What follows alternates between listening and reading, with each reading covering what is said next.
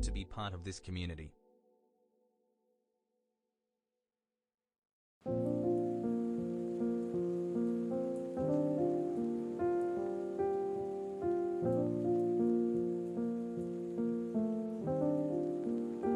Months WTF, babes.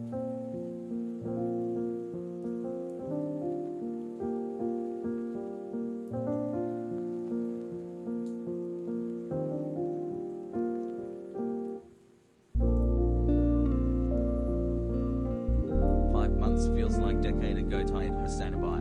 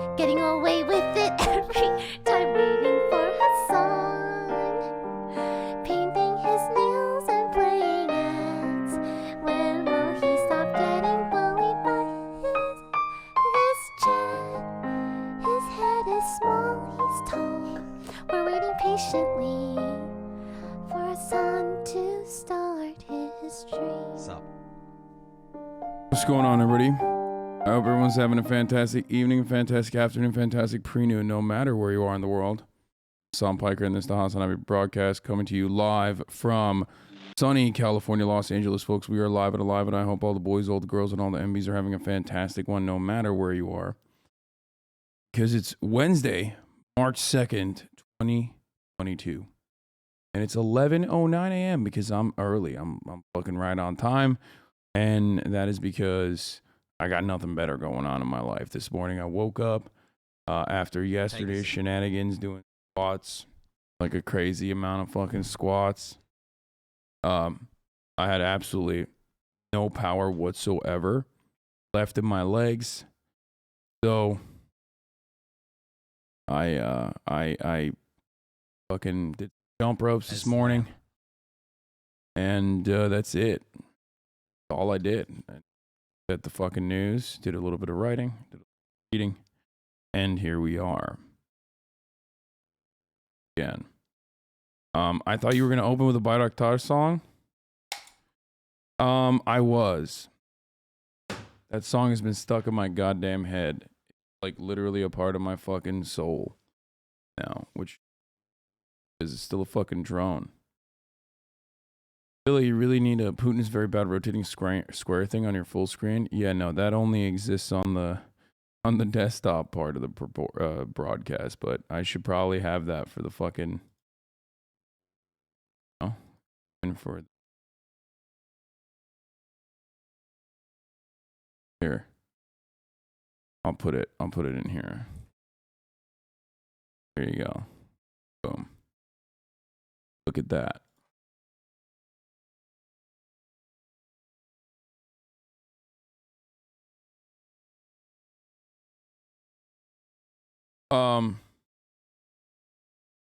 Obviously, last night I played a fuckload of Elden Ring after the State of the Union. A lot of you probably missed it, or most of you were here. I don't know. My back's been really good lately. Not in pain at all. Shit's pretty good. Chat dead? What the fuck? I feel like it is. I'm not even kidding. It does feel like the chat's dead. I don't know what's happening, but regardless, do you think Russia has plans on taking other countries after Ukraine, like Sweden, Finland, Moldova, other non-NATO, with maybe Moldova, but I don't know at this point, because like I am still of the mindset that like Putin's the interest in reinstituting, well, people say USSR, which is pretty funny because he's like anti-communist, but his interest in like restoring the Russian Empire, I guess.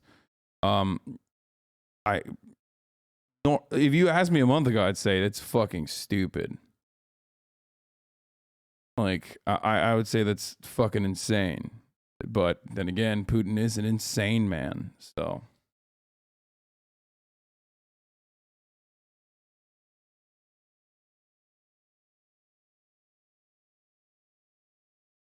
Is Ukraine fucked? Less than 3. What did you say? Or do you think there will still be a war, Ukraine after this? No, Ukraine is fucked no matter what. The moment that Russia invaded Ukraine, it was fucked. Because best case scenario is a Taliban style insurrection or Taliban style insurgency, and what, 20 years of fucking warfare against, well, not 20, but like however many months Russia could hold out, with the hopes that they don't go fucking full scorched earth mode. You know what I mean? That's they're fucked. No matter what happens. Putin is a bad man, not a madman. You 1 week ago. Yeah, no, Putin is a madman. I mean, he's behaving in a madman type way. Anyone mentioned Roman Abramovich sale of Chelsea yet? I thought that was quite a twist. Yes, prof. I'm buying it. I'm fucking buying Chelsea, prof. That's it. Footy's coming home. Here, I'm tweeting it too.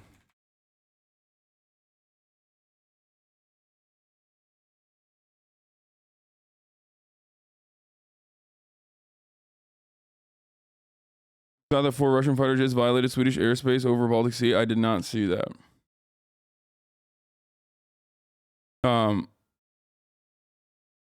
Russia is now accusing Kazakhstan of Russophobia and Ukrainization. Yeah, I mean, live plus your maidenless plus darnished plus L plus ratio. Putin is behaving in an erratic capacity like a fucking dog that has been cornered. You know what I mean? It's very strange because there was absolutely diplomatic solutions out of this situation. There were absolutely diplomatic solutions out of the situation. And if your goal truly was to not like, I don't know, not try to by force restore the fucking Russian Empire and instead legitimately present a threat, giving all the money to Charity Foundation for Ukraine. Wait, what?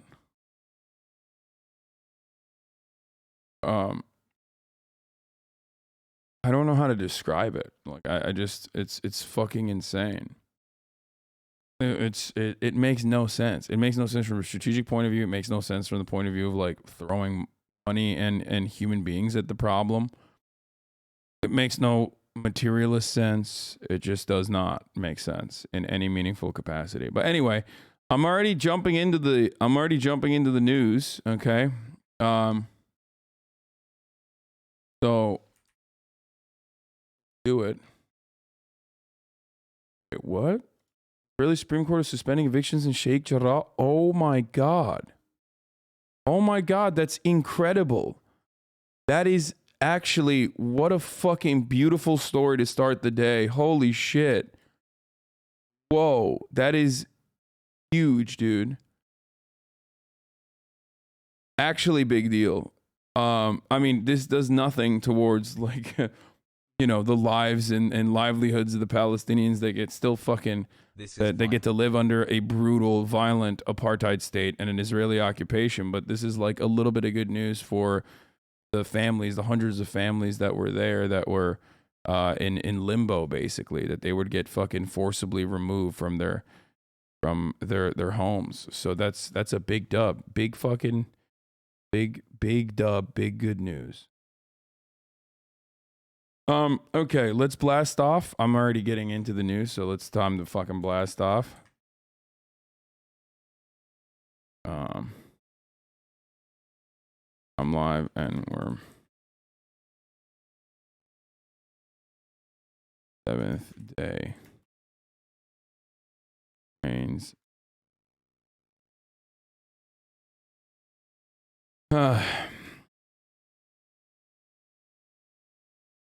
Oh, I see you covering Palestine all of a sudden. Why don't you ever cover Ukraine?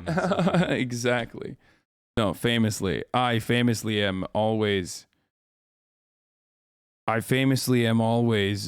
know, avoiding talking about the plight of Palestinians, and also then famously, I never talk about Ukraine. So Ukraine is being invaded, and you're jump roping, pogo.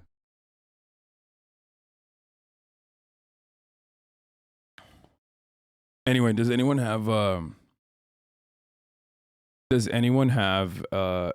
good meme for this? Okay. 16 deep, still no brain rot.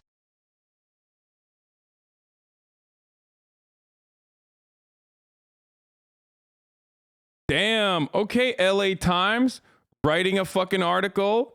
Look at that. Journalists reporting in Russia's invasion of Ukraine could not help but contrast the military strikes, the recent conflicts in Afghanistan, but a painful double standard quickly emerges inside those comparisons. I dream, okay? I dream of a future. Inshallah, one day we will treat the Western imperialist dogs in the same way that we treat the Russian imperialist forces behaving in the exact same way. One day, okay? Inshallah, one day. One day, we will look towards Western and Western adjacent, Western aligned forces of evil destroying the fucking planet. Can you imagine a world in which we like have these fucking, you know, unilateral sanctions on the United States of America for invading fucking Iraq, invading Afghanistan, which was unacceptable. Invading Vietnam. HasanAbi, I just became a So many, with my channel so points many to my room countries. in your house, Abby. Russian UN ambassador echoes the big lie on UN floor. Oh God, that's such a painfully American approach to this. The big lie. He said the United States, where the legitimately elected president of the country was overthrown. Hasan. I hope everyone is having a fantastic Dude, what's up with the 3 Republicans who voted against the anti-lynching bill, dude? They're pro-lynching. What do you want? What do you mean? These anti-lynching bills are literally symbolic. Do you understand? It's not even like the least you can do. It's less than the least you can do. It's just straight up like, hey, racism is wrong. Okay? It's like saying, hey, racism is fucking wrong. And these guys were like, no, actually it's right. So that's what it is. Okay? This is not new, by the way. This happens like all the time. There's always like some fucking random. This is the House of Representatives we're talking about. Okay? There's a lot of fucking freaks in the House of Representatives. Like Marjorie Titan Green is in the House of Representatives. Lauren Boebert is in the House of Representatives. That fucking Clayton, whatever, my favorite Louisiana man is in the House of Representatives. Like, there's some actual fucking psychopaths there, okay? Some real goblins. So, of course, like, you know, there's always going to be some people who are like, nah, I'm straight up. Like, I'm a fucking racist, brother. I'm so goddamn Clay motherfucking Higgins, baby. Yeah, I mean, I don't even know if he said no to that. He probably didn't even say no to that. Paul Gosar is in the House of Representatives. Paul Gosar literally memes about being a fucking groiper, even though he's like 700 years old. Anyway, so these people are fucking... I mean, there's some real psychopaths there, okay? So, anyway, I'm live. We're talking about the 7th day of Ukraine's invasion. Russia, Texas primaries.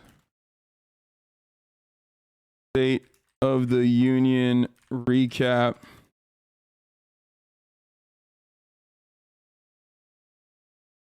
Anyway.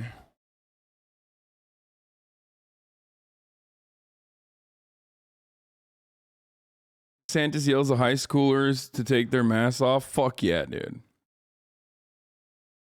What about Ukrainian soldiers being raised to Indians and Africans not letting them cross borders? Dude, I've talked about that every day.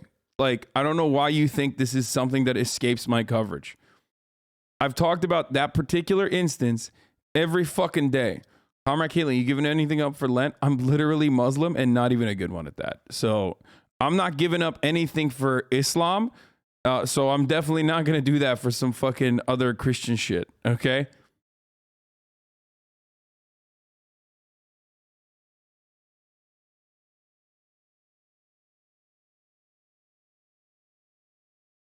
Look at the nations who decided not to condemn Russia, then come back to me on racism. Wait, what?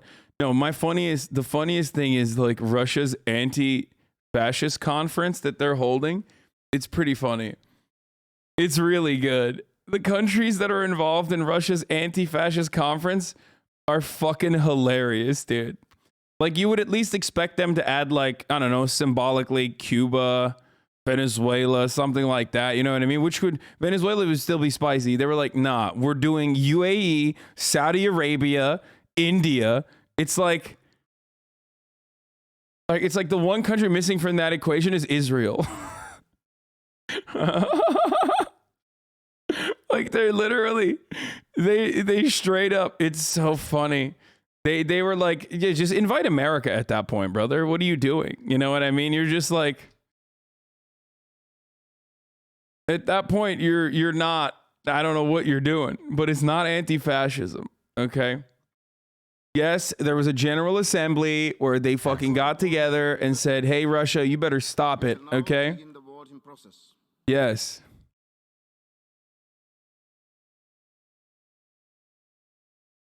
Assembly, vote, and more, also matching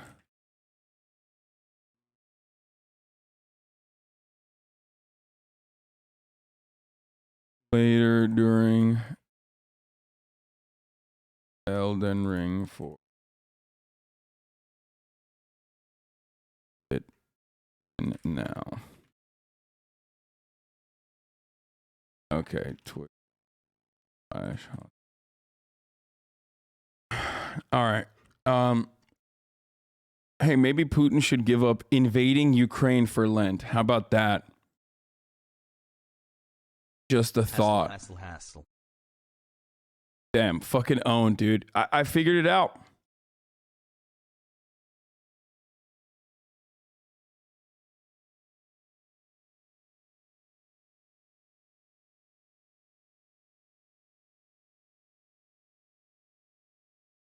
I don't know what the fuck this is. Four Russian fighter jets have violated Swedish airspace on Wednesday. I don't know what that is. I don't know how real that is. I don't know what's going on.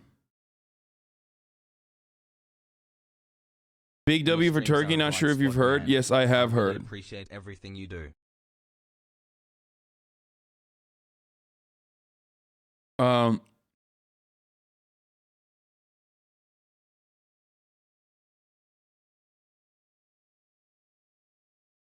Please talk about Chelsea being sold and all the money would go to the victims of war, 2 to 3 billion euros, and they demonize Abramovich because he's Russian.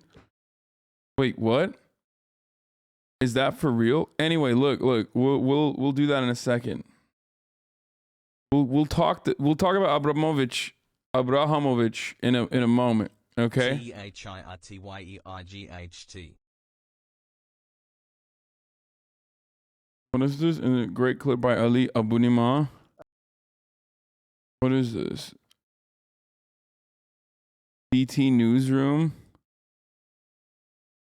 I don't know what this is, but Ali is he's good. He's the electronic intifada guy, right? I mean, he's cool. He has good takes. Hold on. Ukraine set up a hotline for African and Asian students trying to escape. That's pretty good. Peepo Babaclap. Good stuff. We've established an emergency hotline for African, Asian, and other students wishing to leave Ukraine because of Russia's invasion. We are working intensely to ensure their safety and speed up their passage. Russia must stop its aggression, which affects us all.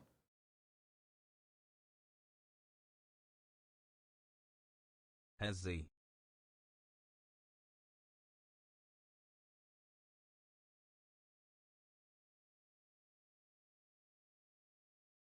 Yeah, I'm going to buy Chelsea. Yeah, I have enough, so I'll buy Chelsea.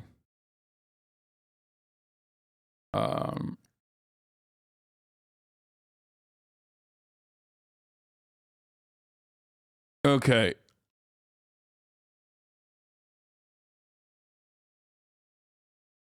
The Sun found out you're buying Chelsea. Turkish Muslim businessman 9/11 bro leaked. Breaking news.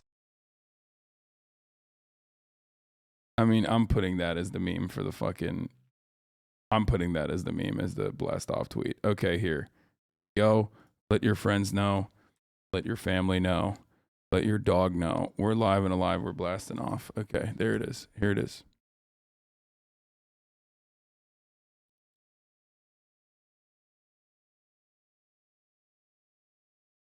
Okay. Let's get started.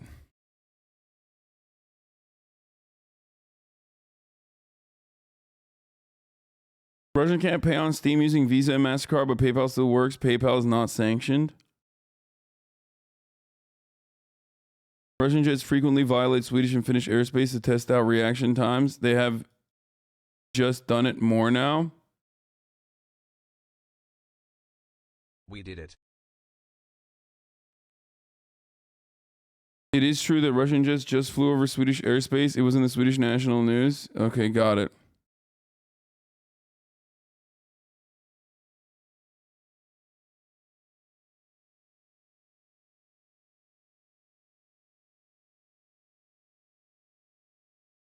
Okay, so couple things. Okay. I've talked about sanctions already. New York Times did like a broad coverage over how they were able to put these sanctions together. They were celebrating the one guy who was like facilitating the sanctions behind the scenes. And as always, I am somewhat conflicted because my position on sanctions are that they are a declaration of war for the most part. And oftentimes they are sanctions, I mean, are put forward towards countries that cannot fight back, that don't even deserve it in any meaningful capacity, whereas Russia does. Not Russia, the entire country, but like Vladimir Putin does deserve some kind of counter, some kind of stress. But the issue is when you implement sanctions on countries that are big enough to be able to, do something deserving of sanctions, well, then those sanctions don't actually impact the people that you're trying to hurt, but instead just the population. Sanctions always are going to hurt the population. It's an act of collective punishment with the ultimate goal of the public creating an uprising where that starvation and the economic collapse creates an uprising within the country that is being targeted with the sanctions, with the hopes of regime change. It has never worked, to my understanding. I know Anthony Blinken is live right now, so we're gonna go there. I'm gonna listen to what he has to say, but it has never worked. It only works in harming people, in hurting people, and it doesn't necessarily have it doesn't necessarily work. It just makes people feel good. It makes us feel good like we're doing something. But also on the other side, it's like, what else can you do? Because you have to do something towards Russia. You can't just like let Russia do something like this, right? I mean, this is completely unacceptable. You can't let America do shit like this. America does shit like this all the fucking time. And you should be able to at least push back against America in a similar capacity. But America is the world dominator, so it doesn't work that way. So I think about this a lot. Asman got his entire chat shouting against him the other day, saying exactly what you're saying now about sanctions. Yeah, but Asmongold is a very large audience of people who are probably only getting information from mainstream news. And only then, even when they get information from mainstream news, they're not like super focused on. They're not super focused on the like the history of sanctions and shit like that. This audience is a little bit more, I think, well versed in this sort of thing. Didn't this kind of work in South Africa, although it was an exception rather than the rule? Yes, but that was domestic disputes, and also South Africa was aligned with the rest of the world, right? And there was already like internally revolutionary forces working within South Africa doing literally acts of what America and other nations would consider acts of terror. That's why I say like sanctions between like the EU against the United States, or sanctions from the United States to Saudi Arabia or Israel would be effective. Sanctions from the United States to a foreign adversary that has already fucking created a war coffer, specifically for a war chest, specifically for this exact instance, is not going to work in a similar capacity, I think. There's a reason why Amnesty International is against boycott. Sanctions will only hurt regular citizens. But also at the same time, what the fuck are you supposed to do? What is anyone supposed to do in this situation? Do you just like let Russia take over Ukraine? Do you let Russia bomb Ukraine? Do you let Russia just decide like this is mine now? You can't.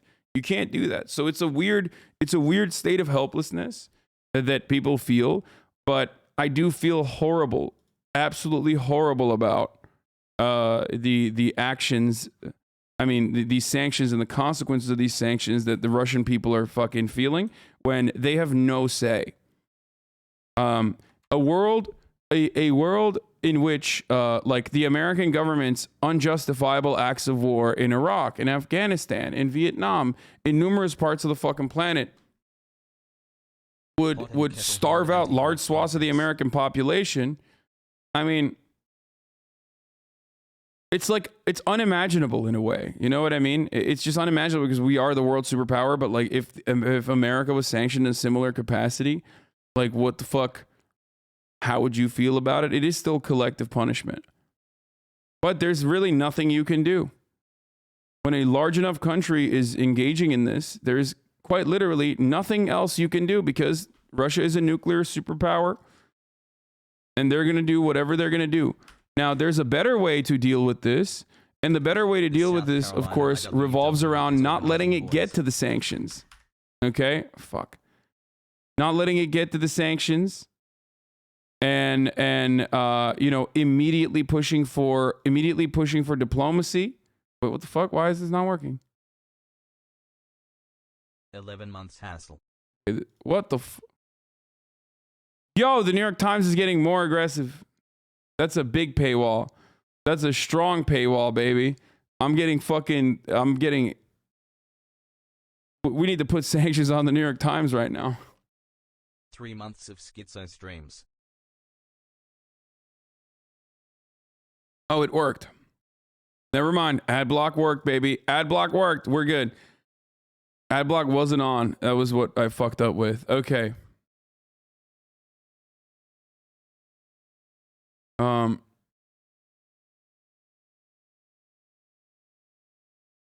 The point is like, it should have never gotten to this point. It should have never gotten to this place. It never ever should have gotten to this place. But if you believe that like Russia truly has like imperial ambition, and I would not have believed that until this past invasion and the way that this invasion has unfolded. If you truly believe that, then you're like, well, there's nothing you can do about it. But even if there's nothing you can do about Russia's imperial ambition, offering them concessions and then seeing what they're going to do is not harmful, you know?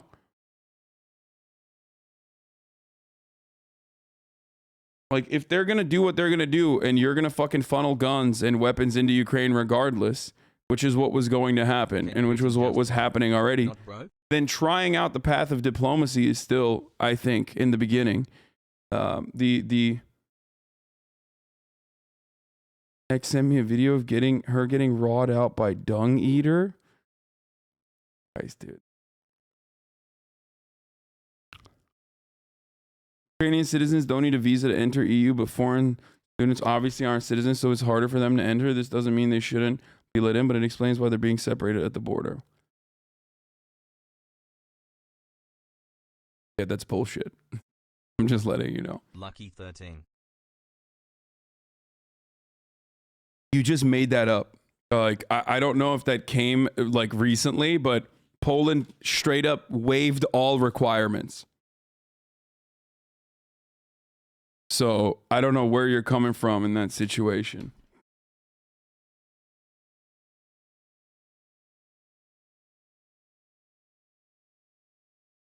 Poland immediately said they're waiving all requirements for refugees.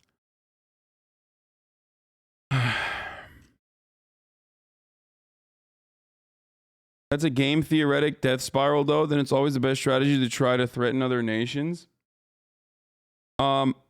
Not necessarily, because it's a gamble. It's a gamble in this way.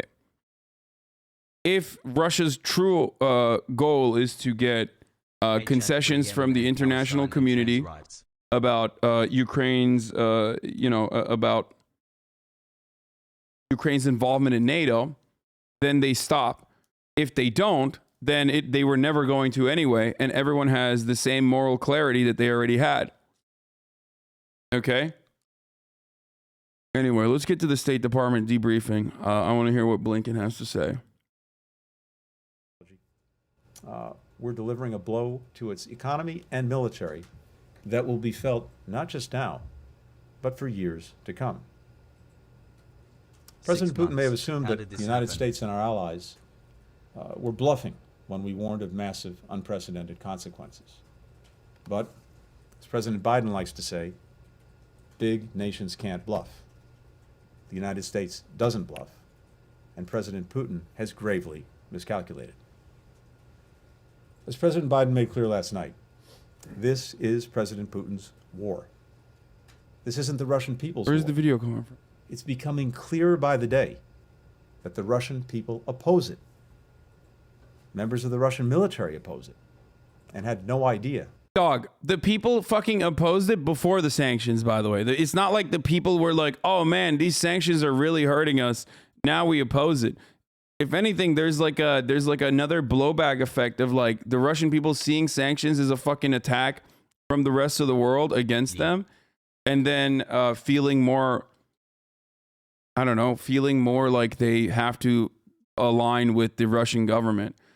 You know what I mean? I don't know. I totally see both sides of this argument because, like, what are you supposed to do? There's nothing else you can do in this situation. But I can't stop and feel fucking terrible for this gigantic nation of people who do not deserve the sanctions and do not deserve to be fucking, have their lives destroyed as a consequence of their fucking violent, bloodthirsty, autocratic, piece of shit, kleptocrat, government. If anything, sanctions are, in my opinion, if you're going to weaponize sanctions against a country like Russia, it should come with a time limit. I've been thinking about this for a while. Sanctions are really, really hard to restore too. Like once sanctions start rolling, it's really, really hard to repair those economic relationships, right? So what sanctions should come along with is a opportunity for an opportunity for peace negotiations at the tail end of it. You know what I mean? Once you start seeing the hurt, but even then it's like, well, then you can gear up against sanctions all you want. Let's pretend Putin's approval rate is not consistently high. Dude, who gives a fuck? You might have voted for Brandon, but you probably don't like that he's, selling weapons to fucking Yemen. America does what Russia could dream of doing to its own backyard on a daily basis all around the world. There are a million things that every fucking person in Yemen could come and murder you over in a justifiable act of violence that America engages in. But the reason why we don't think about it that same way is because you live here in the imperial core and you don't give a fuck. That's the only difference. You never hear about it, you don't care about it, and the media trains you to not feel about it or feel like it's justified. Okay?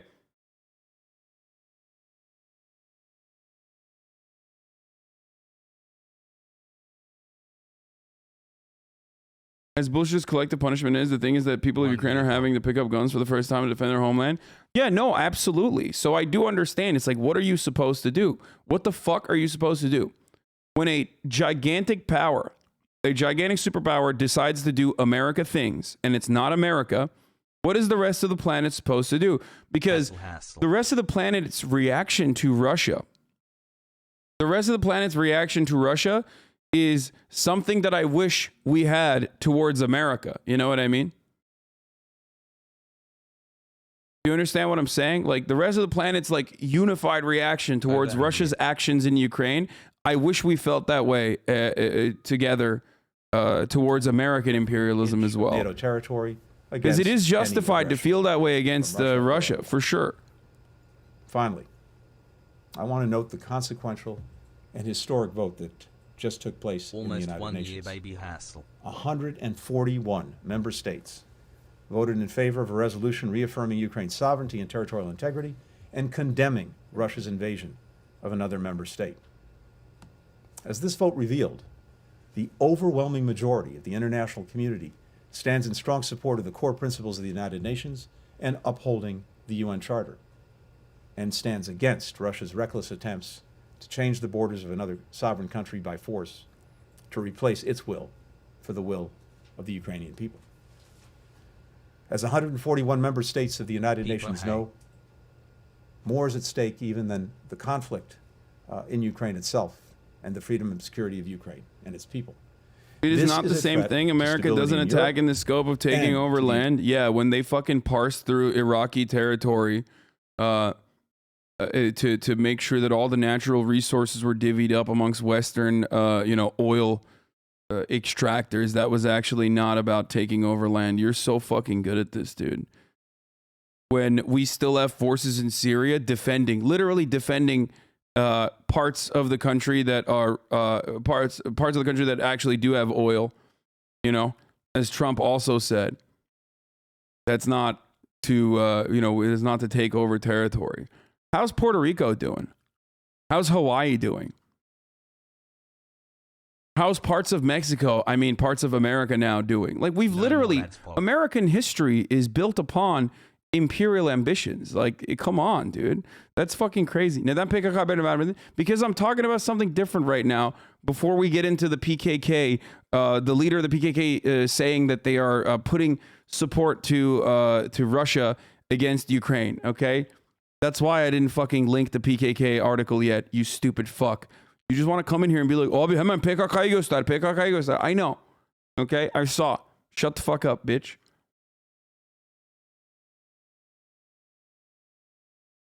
Love you, Hasan at HasanAbi at HasanAbi. Jesus Christ, man, decades ago. I mean, those decades of action are the reason why we can do whatever we can do.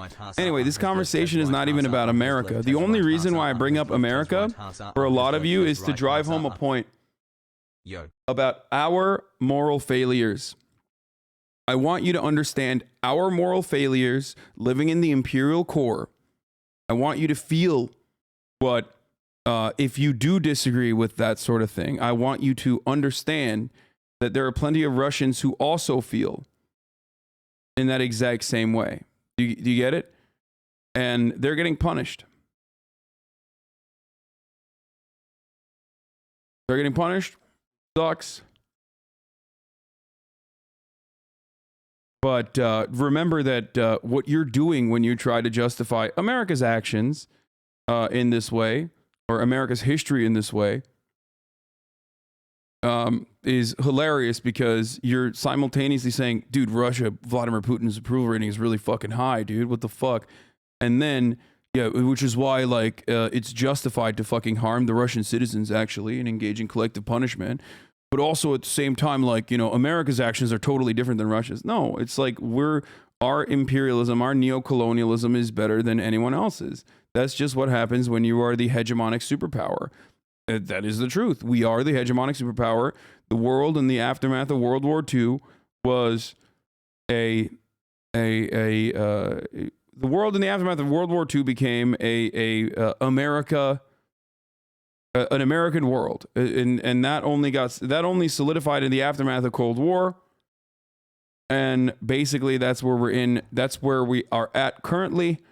It's changing right now a little bit, but that's what's going on. What?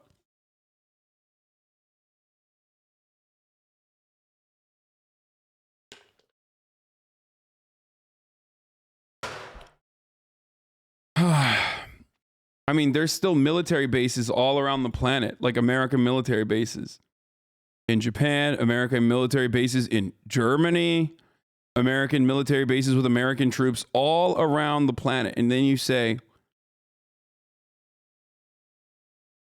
and then you fucking sit there and you act like, you know, that's not imperialism, when of course it is. Imperialism is not something that just Russia does. Okay? Even though what Russia is doing in this circumstance is imperial ambitions, absolutely. Trying to overtake a country through violent means in an effort to try and pacify them and demilitarize them is imperialist. There are many different ways of doing this. America does soft power imperialism and also boots on the ground military warfare imperialism. But it's just such a normal part of life for all of us, a normal part of our existence, that we don't even recognize it. We don't even think about it. And that's the difference. The approval ratings argument for collective punishment is what al-Zawahiri used to justify 9/11. Let that sink in. Yeah, I mean, dude, I've brought that up before. Like, people that say there are no more innocent neutral Russians anymore, that say, okay, well, we fucking invaded Iraq. George W. Bush's approval rating in the aftermath of 9/11 was like 94%.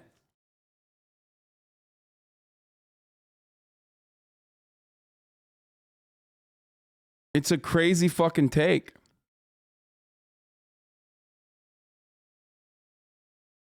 Why are we talking about America? We know they suck. This is about Russia. Because this is a largely Western audience. And in a largely Western audience, we already know that fucking Russia is bad. Okay? We've already covered that stuff, you know, over and over and over again for the past like 7 days, especially. There has been a like 12-hour Russia bad stream going on.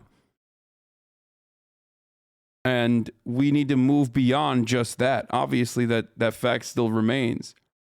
So the West did bad shit and Russia's doing bad shit. Move on? No. Absolutely not. And the reason why, so you have covered that USA is bad for 4 years? Exactly. So why are you fucking upset that I'm continuing to cover that? I'm an American citizen. A lot of the people in here are also American citizens. When you're an American citizen, you theoretically have more to do with your country, with your own country, than even Russians do with Russia, with what happens in the Russian government.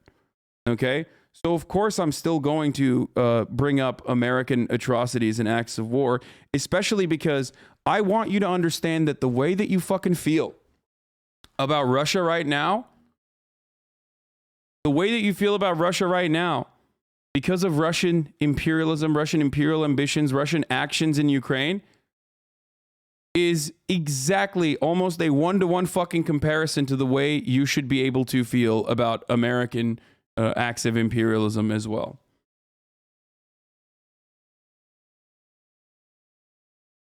This is not an opportunity to deflect the attention away from Russia, considering the fact that there's still a fucking banner up top that says, you know, Putin is very bad, okay? And that I have covered the Russian atrocities, I think, quite adequately over the course of the past fucking week, or even longer than that. But you have to remember, Chomsky echoing what you're saying, of course, Chomsky says this all the time. Here's Chomsky's take on sanctions, even though I also, once again, I have to clarify, I don't know what to say about sanctions in this situation, because like it's a sense of helplessness that has also created this situation with sanctions, because there's nothing else you can do. But here's Chomsky's take on sanctions. So if you take a poll among U.S. intellectuals, support for bombing Afghanistan is just overwhelming. How many of them think that you should bomb Washington because of the U.S. war against Nicaragua, let's say, or Cuba or Turkey or anyone else? If anyone were to suggest this, they'd be considered insane. You know? But why? I mean, if one is right, why is the other wrong? When you try to get someone to talk about this question, they just will try. They can't comprehend what your question is, because you cannot comprehend that we should apply to ourselves the standards you apply to others. That is incomprehensible. Now, you know, there couldn't be a moral principle more elementary. I mean, all I have to do is read George Bush's favorite philosopher. You know, there's a definition, famous definition in the Gospels of the hypocrite. I mean, the hypocrite is the person who refuses to apply to himself the standards he applies to others. By that standard, just, you know, the entire commentary and discussion of the war, so-called war on terror, is pure hypocrisy, virtually without exception. Can anybody understand that? No, can't understand it. If you take a Yeah, I mean, he's still old as fuck, even though this video is old as fuck as well. U.S. imperialism on the whole has been good. Greatest decrease in extreme poverty, huge increase in life expectancy, large flow of capital from rich countries to poor ones. Dude, these kinds of takes are so fucking, like, abysmal, so morally abhorrent, so disgusting that I almost want to fucking, you know, face the TOS head on and show you a compilation of fucking war crimes that the United States imperialism has created in Latin American countries, in Africa, in the Middle East. Like, show you the fucking dead babies lined the fuck up just to get banned for like a month, just to show you how disgusting America has been around the world. It fucking blows my mind how stupid you can be. Imperialism is imperialism. There is no moralizing imperialism. There is no you know, civilizing force of imperialism. You only think that way because you are no different than the fucking aristocrat's child in colonial British Kingdom. Okay, that's what you're doing. You're like, oh, we're going in there and we're actually civilizing these barbarians with our Maxim guns. Very good, very good. These barbarians, they're in tribes. They're killing each other with spears. Thank God for the Maxim gun. Like that's what you're doing. It's like, it's good when we kill people. That's what you're doing. That's your take. That's your approach. And every country that is imperialist in nature, of course, has people who have the exact same fucking attitudes like this. No, that's not bait. That dude literally thinks that way. I've heard him say shit like this before.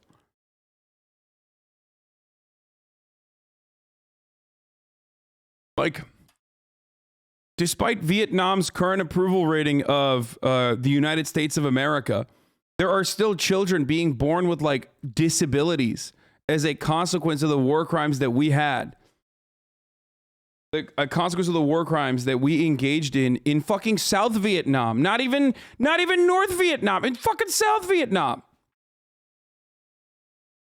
So, miss me on that shit, okay? Do you remember my takes from 6 months ago? Smile? No. And also, I love when people say American imperialism has been a force for good. Are you a dengist? Like, I don't understand. Like, oh, we've eradicated global poverty? Really? Take China out of that equation. See how much we've eradicated global poverty. You know what I mean? Motherfuckers be like, American imperialism, great. And then literally talk about China single-handedly eradicating global poverty, extreme poverty in the global scale. And act like that was America's doing. It's always America, dude, right?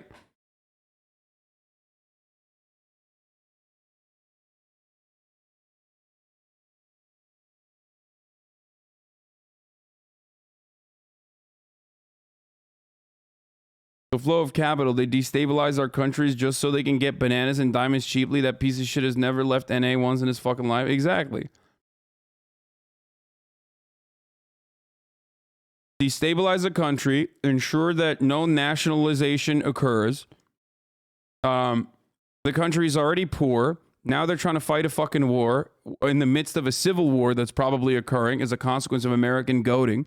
And then they fucking turn around and they say, hey, now that like we forcibly put our guy, our puppet, in a position of power and in the throne of control in your nation for the crimes of wanting to nationalize an extraction industry or any kind of like key sector that is important for our Western interests. Now we're just going to fucking pump you full of IMF loans, okay? But those loans are conditional.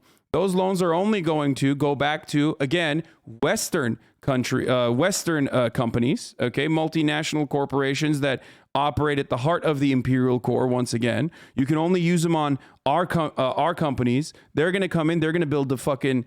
They're going to build the refineries. Okay, and those refineries that we are building, they are conditional too. They come with a fucking high price point. You can't have anything to do with the profits of your own fucking soil, of the own oil that we extract from your soil for the next 20 years, 30 years, 40 years. Who gives a fuck, right? You don't have the technological advancements to be able to build that on your own. Then the secondary consequence of those IMF loans is also austerity measures. You have someone finally, like maybe a social democrat after fucking 10 years of like horrific dictatorship regimes, ultimately get toppled by either direct action, violent revolution, or even the fucking ballot box in certain circumstances. And now you have like a social democrat or even a socialist, right? But usually like a tepid social democrat that comes into a position of power, Lula, okay? And even then it's like, all right, well, that's not acceptable either. You can't actually fucking do the things you want to do even as a social democrat. You can't fucking change the course of your own country. You can't change the policies in your own country. And the irony, of course, is that you can't do that in America either. If you wanted to, for example, in the United States of America, have Bernie Sanders become the president and implement healthcare, universal healthcare coverage for all Americans, right? An incredibly popular provision. You can't do that because the same corporate oligarchs that make sure that you can't, implement social safety nets in the countries, in South American countries, are also here saying, no, fuck no, we're not going to do that because we own the Democratic Party and we own the Republican Party and it doesn't fucking matter. It's the same exact corporate oligarchs that are controlling the United States of America. They're the same exact corporate oligarchs that end up controlling South American countries and utilize the State Department and the American government and our foreign policy as a weapon towards the third world, okay? Towards developing nations. We do this by way of IMF loans. We do this by way of the World Bank. And then we do this by building American military bases all around the fucking world. It is ridiculous to not recognize that, even for a second, utilizing this opportunity, seeing like Russia's horrifying actions in fucking Ukraine as an opportunity to like spear dick some kind of like America maybe not so bad attitude is completely unacceptable. I will always shut that shit down. America is not a force for good on this planet, just like companies are not a force for good. Okay? Corporations do not operate at the benefit of citizens. They work for profit. Do not be a fucking fool. Just because they post like an LGBT flag or a fucking rainbow during Pride Month does not change the reality that in a heartbeat, if it were to improve their bottom lines, they would 1000% even go on and fucking fund paramilitary groups in like a South American country that is exclusively murdering gay people if it meant that like they could source palm oil a little bit easier, okay, at a better cost. We have a Supreme Court that literally said, as long as it is done by third parties, that you can do child slavery in your extraction, okay? American and European companies can technically take advantage of child slavery, okay, in distant nations, as long as it's done by third parties and you just have no accountability over that. That's crazy that that's going on. By the way, the murder squad and the assassination of labor leaders is something that Coca-Cola did, for the record. That's a real thing. Coca-Cola literally had fucking death squads kill union leaders. So, we don't tell me about how like there isn't a fucking direct partnership between Western capitalists and Western bourgeois capitalist nation states that operate as a violent faction, as a violent arm of American corporations.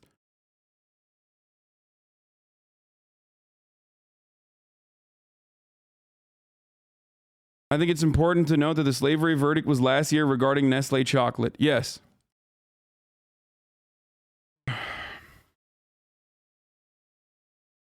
Remember when the WTO changed the definition of poverty to $1 a day and declared poverty was over? I mean, they've done that before. They've readjusted poverty prices. Yes, that factors into it too. But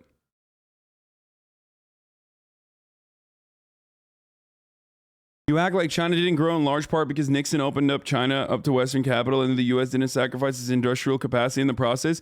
U.S. sacrificed its industrial capacity in the process? You are such a fucking delusional fool, okay? If there was one thing in that gambit, in that bargain from Deng, it was the fact that capital owners in bourgeois states would absolutely throw their own working class in a pit of fire if it meant melting them for biomatter. And he was fucking right. The U.S. sacrifices industrial capacity, is doing a lot of the fucking carrying there. No, that's not what happened. American corporations wanted to take advantage of the near slave labor wages that China was offering because they had a lot of people and they were willing to fucking throw their industrial capacity at the problem. It made it so that it was cheaper to manufacture goods in China and then ship it back into the United States rather than manufacturing them in the United States. That kind of attitude is so incredibly reactionary that I cannot comprehend how someone who's been here for 12 months could have such a horrific worldview. A horrific anti-American worldview, by the way. You just straight up do not give a fuck about the working class, which you are probably a part of. I doubt that you are a factory owner. I doubt that you are a beneficiary of any of these like American legacy dynasty mega corporations. So that's crazy. That's incredible that you feel this way, that this is like appropriate to say. Show me the deed to the factory. You say you're a capitalism, but you never show me the deed to the factory, okay? Let me see those deeds, boys. Wild takes all around. Yeah, one day you'll fucking own. Sorry, what's wrong with his take? I just mentioned what's wrong with his take. It's not that like this was a sacrifice, okay?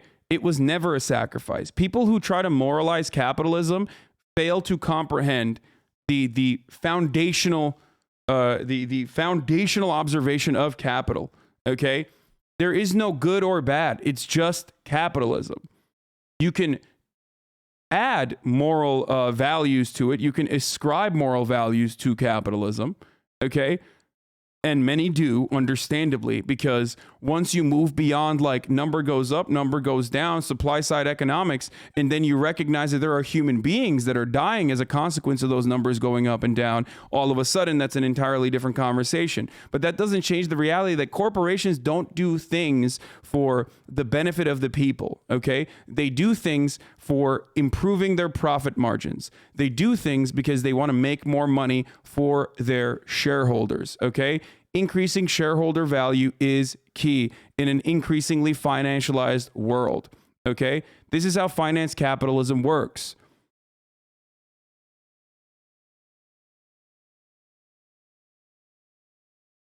That's why it's always a laughable notion whenever people say things like, oh my God, China is stealing our IP. Oh my God, China is stealing our IP. It's like, motherfucker, you knew they were going to do that. That was the deal. You knew that they were going to do that. You didn't care. Now that they like blew up in your fucking face and actually their China is prospering as a consequence of throwing their labor at the problem, recognizing that American corporations do not care about anything. That corporations do not care about anything. They just care about improving their profit margins. And there's no there's no comprehension of the working class. There's no interest in defending even the American working class. That neoliberals are going to literally fucking ship their jobs overseas for you, which will then end up destroying the American working class. That you turn around and you go, wow, that's crazy that happened. That was a big sacrifice. It was never a sacrifice. American manufacturers chopped American jobs in favor of significantly cheaper Chinese jobs so they can make significantly more profit, and the American economy moved from an industrial economy to a financialized economy. Yep.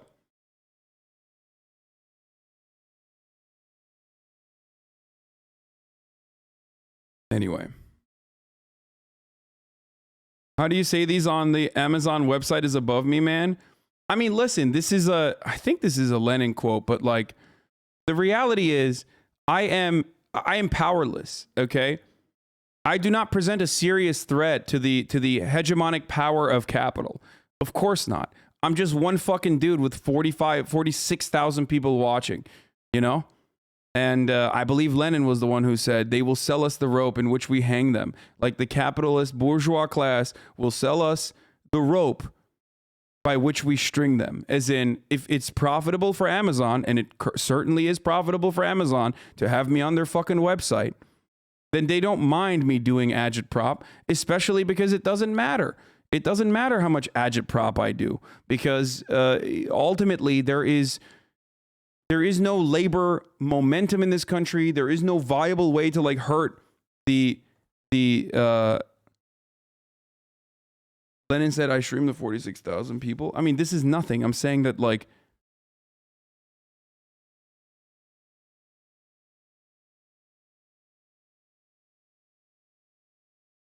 I mean, there's a lot of quotes that are paraphrased, and there's a lot of quotes that are attributed to like Lenin or Stalin or whatever the fuck that's not real, but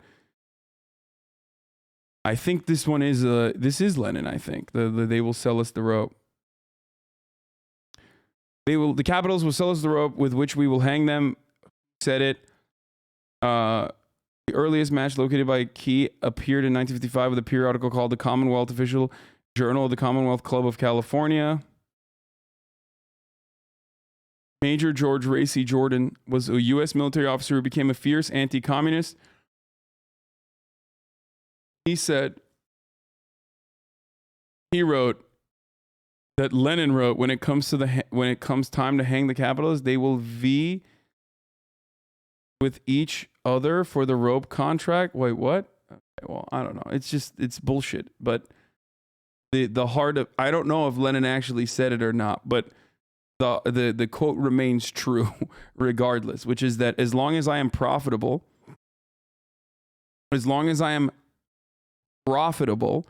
then and I do not present a threat, a genuine threat to the established order, which I do not, then it's fine. People that say Hasan ML arc just never pay attention to what I regularly talk about. Okay? Part of the reason why I am not a fucking serious, threat to...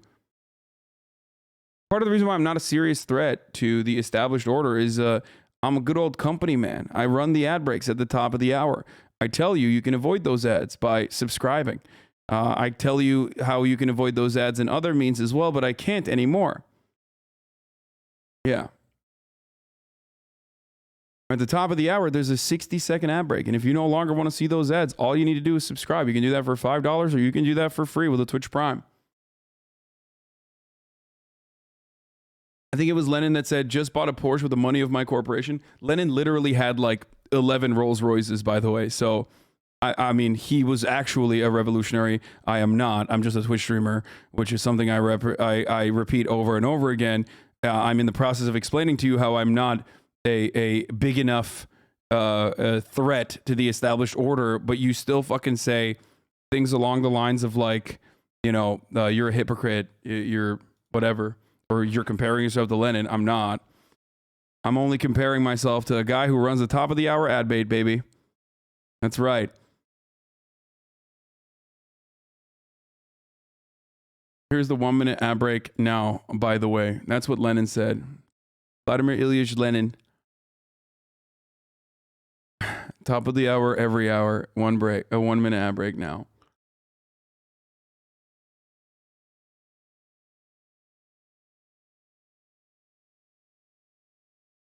Playlist, the first video is TOS at minute 2:08. Okay, let's see what else Blinken has to say, and then we'll get to it. We can't do if we just decide to put our minds together. What the fuck is this?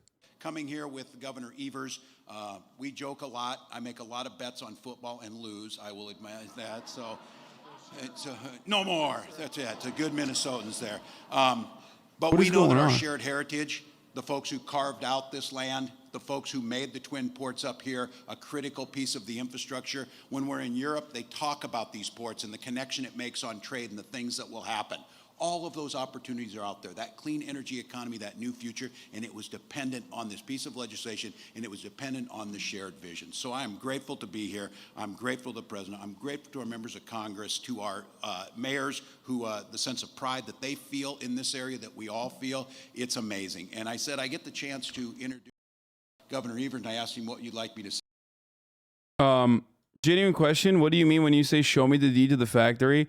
It's a really stupid argument that a lot of fucking capitalism defenders make, where they say, you're saying you're a socialist, but here you are using an iPhone, which doesn't actually make sense because, we live in social democracies that have created technologies that were literally,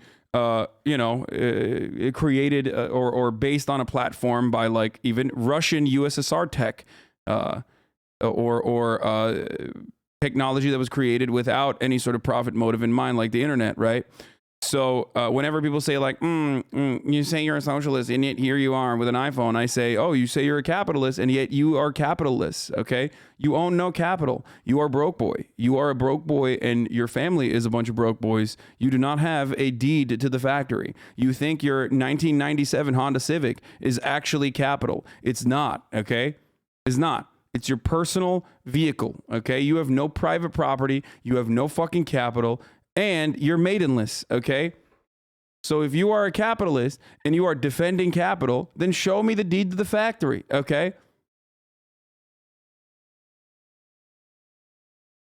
Just saying. All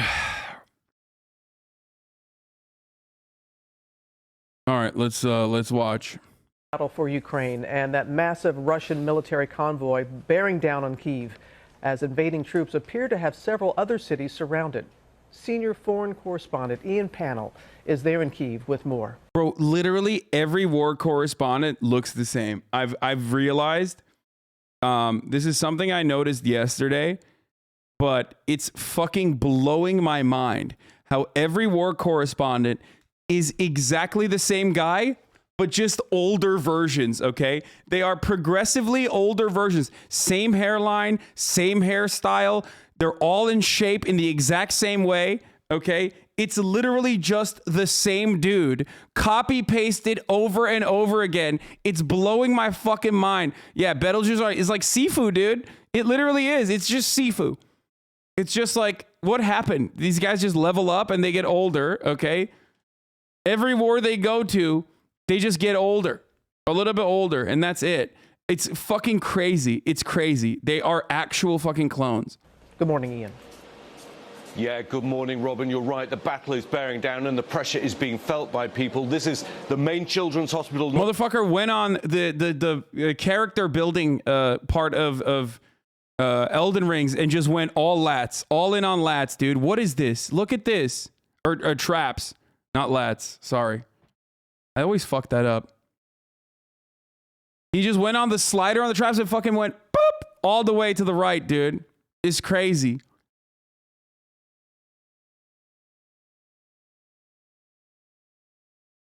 Not just for the city, but for the country. They have 190 patients here. They're trying to get some of the kids out. Babies needing bone marrow transplant have been taken across to Poland, but there are kids here on dialysis who can't be moved, and everyone's worried about what happens next.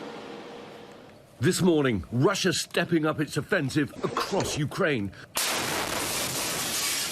increasingly hitting civilian targets in a campaign of terror. There's been a massive explosion at an airbase outside Kharkiv. There's also an elementary school nearby.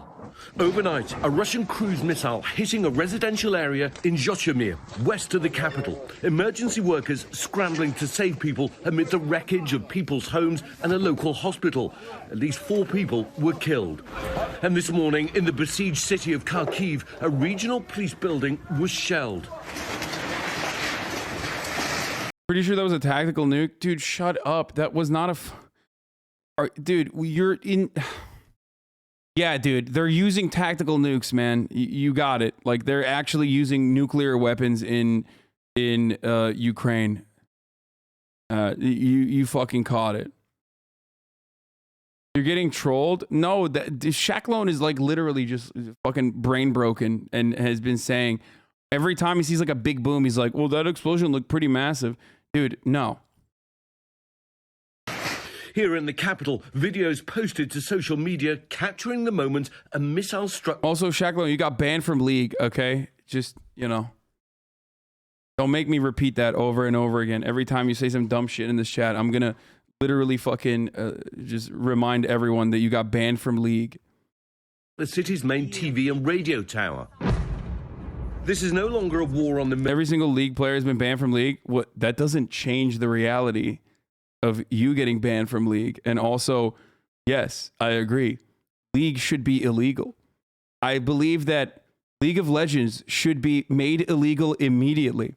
People who play League of Legends, at the professional level especially, should be tried in the International Criminal Court. Okay?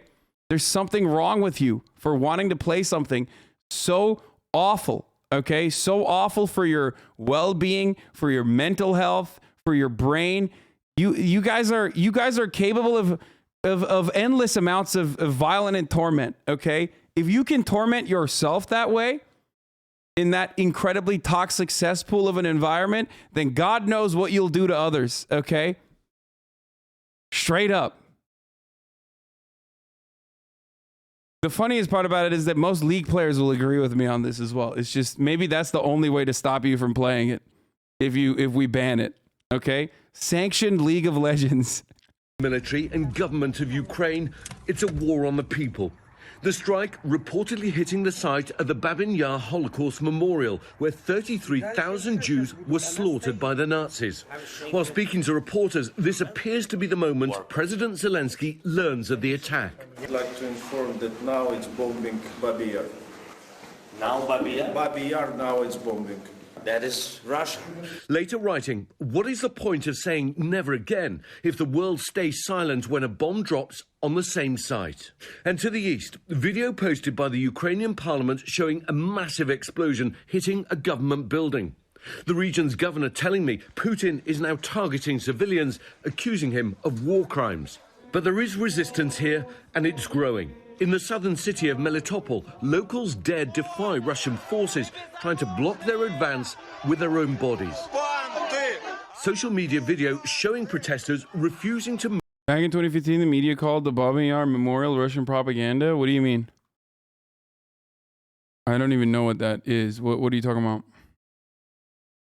Like, what do people think is going to happen when you fucking... There's something really strange about Western media that, like, recognizes war and collateral damage when it's America fucking bombing shit indiscriminately or trying to do precise strikes, precision targets, and then failing to do so because that is the nature of war. But then it's like they bring it up as a justification, like as though they fucking personally bombed Babi Yar on purpose. Like they did it on purpose. It's fucking awful, okay? It's of course it's awful. Russia is invading a fucking country that does not deserve this kind of violence. Precisely striking incorrect targets. No, there is no, like, of course it's war, man. They're fucking blowing shit up. And of course part of that is going to be, wait, oh dude, are you serious? What the fuck?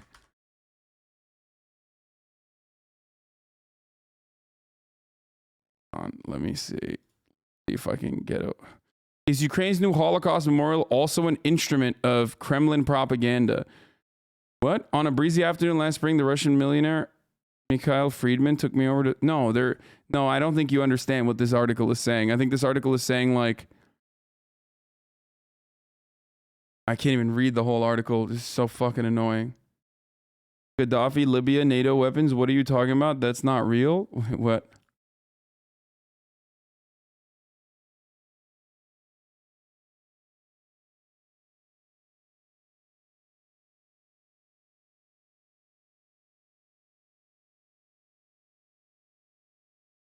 They 100% did this on purpose. You're giving them the same benefit of the doubt you're upset about. Dude, you know what they did on purpose? Invade Ukraine. That's it. Okay? That is the unjustifiable act. Plenty of people are fucking dying already.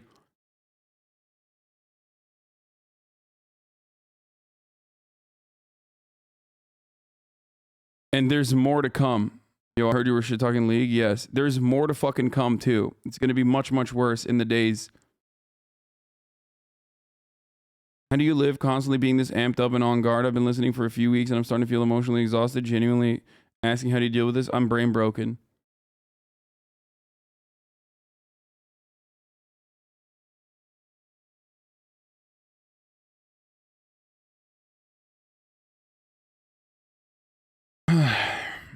Russia is in the wrong in every way, shape, and form here. Okay? That's it. You invade a country, you're in the wrong. Not only do I cover Russia and Russian invasion in the same way that I cover American invasions and Western imperialist ambitions, okay? I will use this as an opportunity to show you that you should also recognize Western imperialism and Western imperialist ambitions in the same exact capacity as you recognize what your foreign adversary, what the bad guys are doing, okay?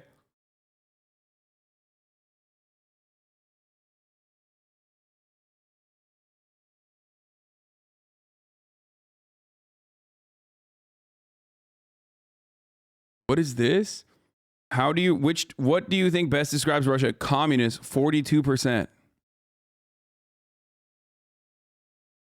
Socialist, 13%. Capitalist, 11%. Something else, 17%.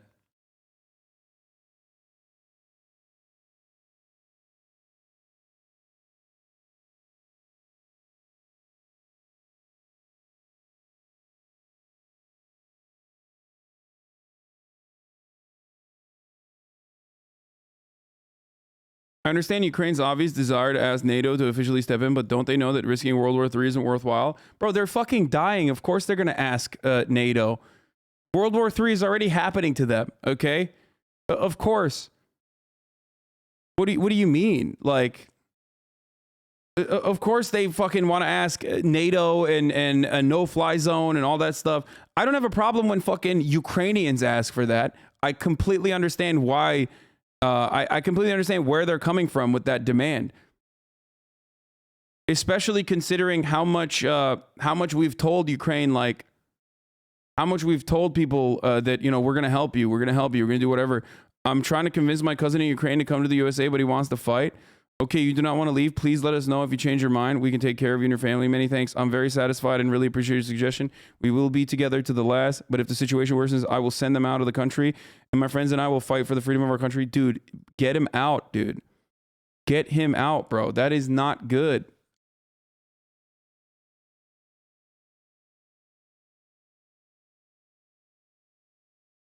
Listen, bro, if bombs are fucking blowing up on your head, if bombs are blowing up on top of your fucking head, if your home has been leveled, of course you're going to fucking want, any kind of help you can. World War III is already happening to Ukrainians. So I get that. I bet Hasan wouldn't stand up for his country, coward. I mean, it depends. It depends on the circumstances, but fuck no, most likely not.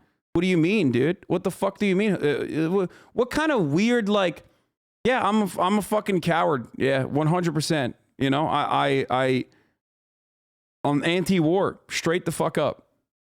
Like, should I be defending my country by going to Afghanistan and killing fucking 14-year-olds?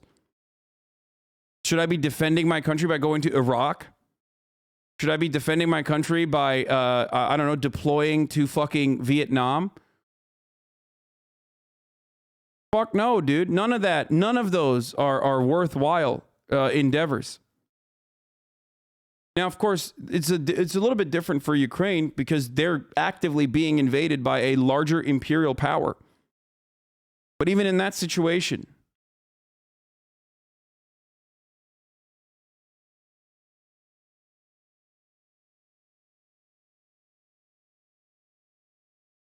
tell that you are anti-war to Putin. I mean, plenty of Russians have, and they're getting fucking brutalized for that crime that they are committing. So I don't know what you mean by that.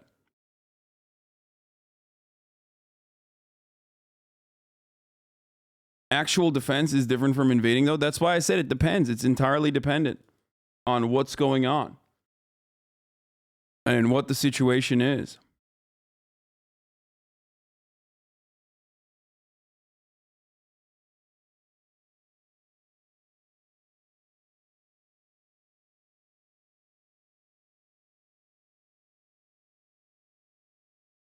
War is ultimately done for either nationalistic interests or for material interests, even though nationalism is oftentimes a tool to make it seem, to personalize the material interests that those who truly control economies are engaging in. There are very few endeavors.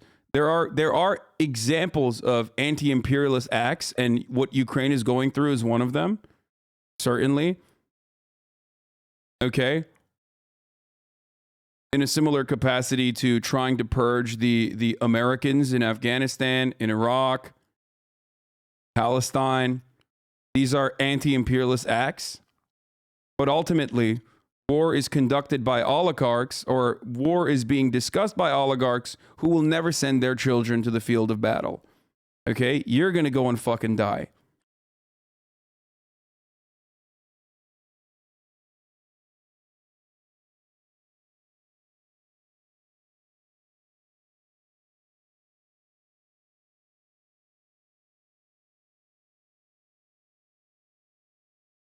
I can't read this article because it's wait, I feel like I've definitely read this dude's articles before and they are not great, if I'm not mistaken. Simon Schuster's.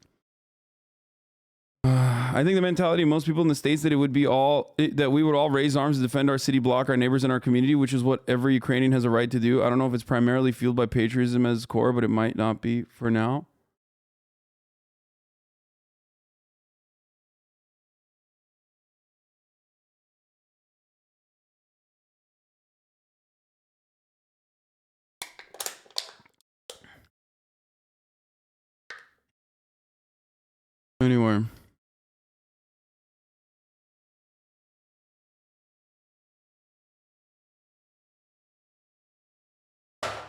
It's just a sad fucking state of affairs, dude. It's an incredibly sad state of affairs.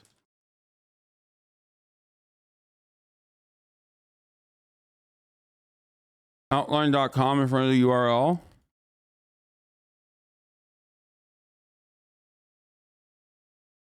What, like that? How do you do it?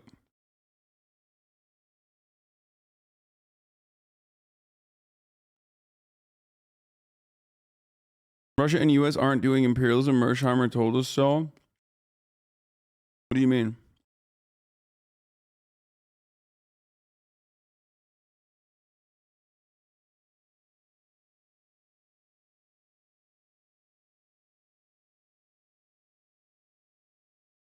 Anyway, I don't even care about this.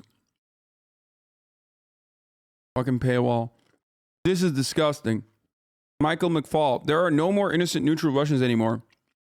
Everyone has to make a choice. Support or oppose this war. The only way to end this war is if hundreds of thousands, not thousands, protest against the senseless war. Putin can't arrest you all.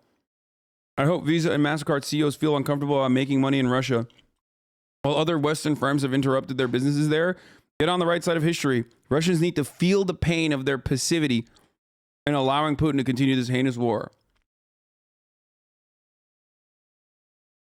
Like, this dude needs to go and fight in Ukraine. Like, I would literally forcibly send, if I was the God King Emperor of the planet, I would drop this dude from an airplane into the heart of fucking Kharkiv, okay?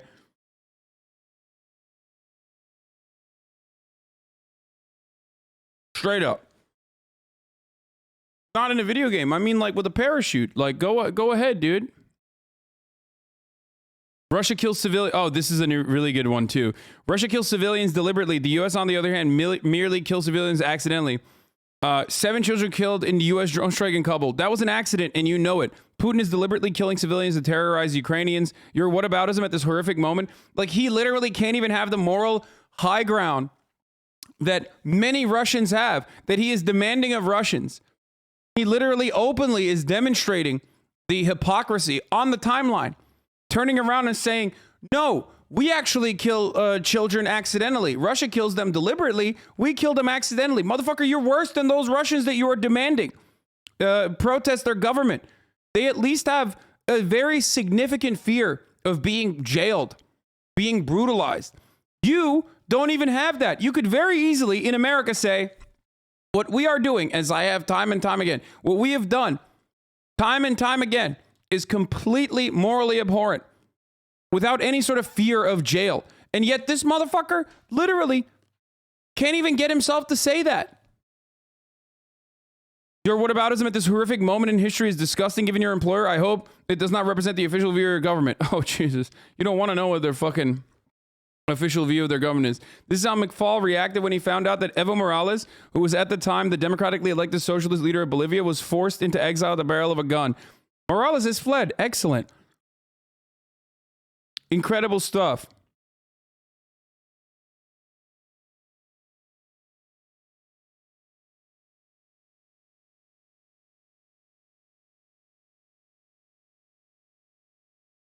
Bad take. American progressives are facing an intellectual dilemma. For years, they focused on criticizing U.S. foreign policy, in part because of the anti-capitalism perspective, but also because they deliberately bought into both imperialism and American supremacy. Wait, what do you mean? Who's this fucking brilliant take?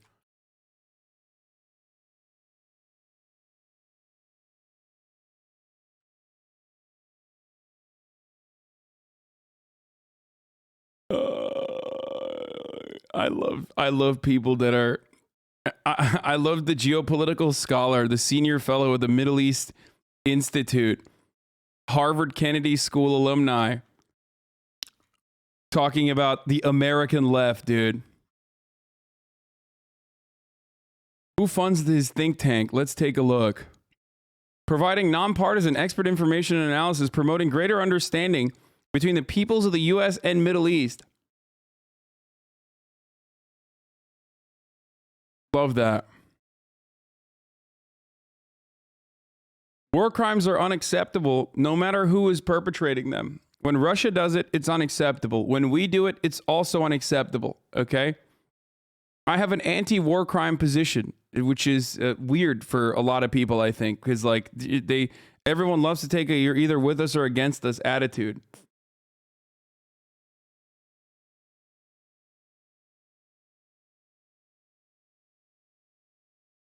The Middle East Institute makes available its annual audited financial information, including contributions. 2021 contributors. Oh.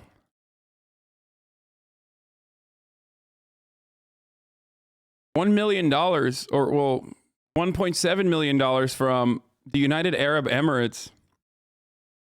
That's interesting.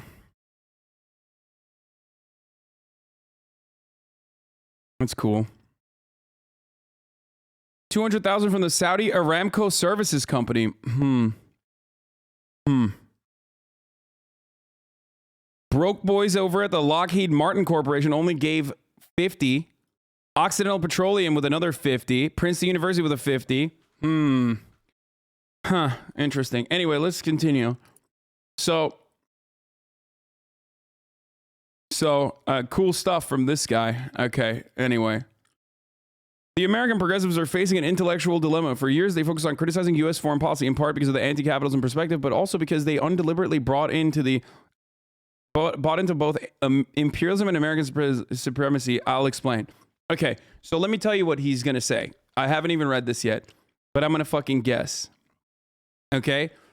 My guess is he's going to say American leftists greatly overestimate America's imperial power. Okay? And that's why they act like only America can be bad. And that's why they're forgetting that Russia is bad in this situation. Let's take a look. If maybe I'm wrong, maybe I'm right. American progressive millennials never experienced a threat from another great power. They grew up in an American-dominated global scene. I wonder how that global scene became the global scene, by the way. What was the fucking cost of blood? What was the blood cost of that America-dominated world? I wonder where that came from. Okay? Their worldviews are shaped under Bush, Clinton, and Bush, where the U.S. almost did whatever it wanted. I wonder how they did that. The main global event for progressive millennials was the invasion of Iraq. While they spent their adult life criticizing it, it left them with a deep sense of guilt and shame. They became very introspective and self-critical, but it's not the full picture. The sense of guilt, coupled with a distorted view of global politics where the U.S. is always secure and dominant, resulted in progressive millennials buying into two notions they loathe: American supremacy and tolerating imperialism as long as it's anti-U.S. dominance. Putin's Russia has been one of the most imperial forces in the world. But it's anti-American dominance too. For a long time, progressives didn't feel threatened, and they focused more on the anti-American side of Putin and widely ignored his imperial ambitions. Same with Iran. What the fuck? What does he mean with Iran?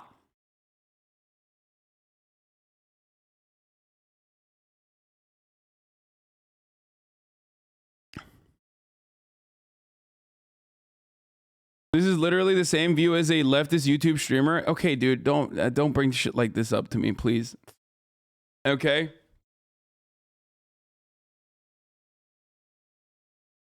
Iran. The imperial power of Iran, dude.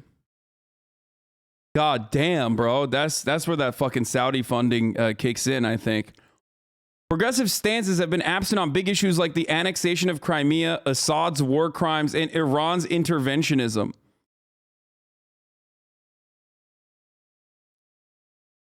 The focus was on where they saw the U.S. policy being wrong, like Yemen, Israel, Palestine, and Cuba. Okay. Let me point to something here. Yemen, Israel, Palestine, and Cuba are not happening in America's backyard or inside of the United States of America.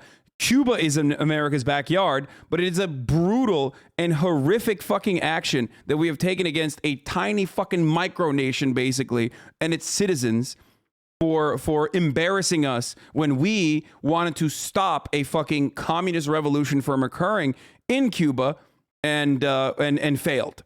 Okay? Outright fucking failed. Absolutely a pathetic, disastrous fucking course of action there. Deflecting on Iran to make people turn a blind eye to how the U.S. is supporting the most imperialist countries of the Middle East. Yeah, I mean, it's fucking wild.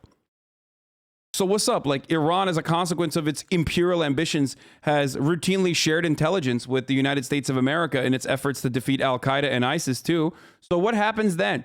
Is that also imperialist ambitions when Iran wants to fucking kill America's own invention? You know, ISIS? In an effort to, you know, maintain some level of protection for Shias living in other countries as well? Insane. They ended up being where they didn't want to be, American-centered. Many progressives ignored horrible and unprecedented human suffering caused by Russia, Syria, and Iran, Syria, Yemen, Iraq, Lebanon. What?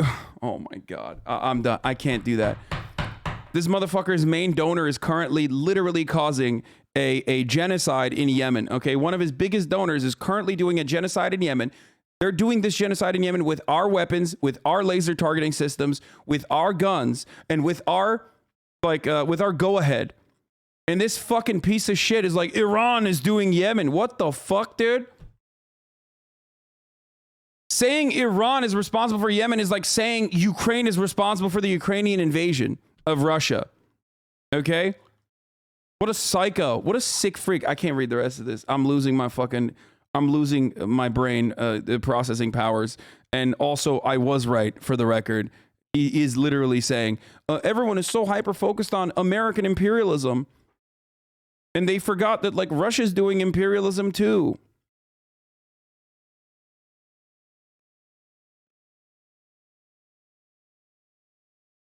McFaul feels differently about the elite Russians. This is one day before. The West should signal clearly that they will unfreeze assets and lift sanctions on Russians who actively press Putin to stop this war. We want these elites to defect. Oh, so he wants... Wait. So this motherfucker wants literally...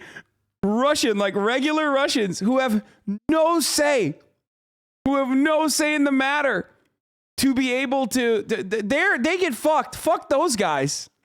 Okay? But the Russians, the oligarchs that do actually say, no, Putin, you better stop it now. Like, that's cool. Holy shit.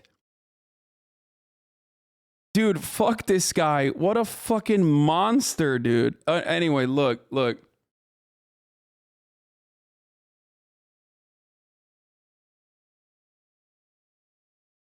I know trusting intelligence can be flaky.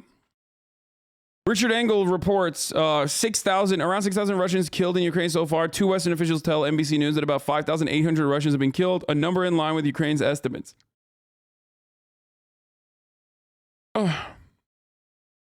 Maybe. I don't know. I doubt it, but maybe it's right. I mean, even if it's fucking half that, it's still an insane number, okay? 3,000 Russians would be an insane fucking number. So, you know.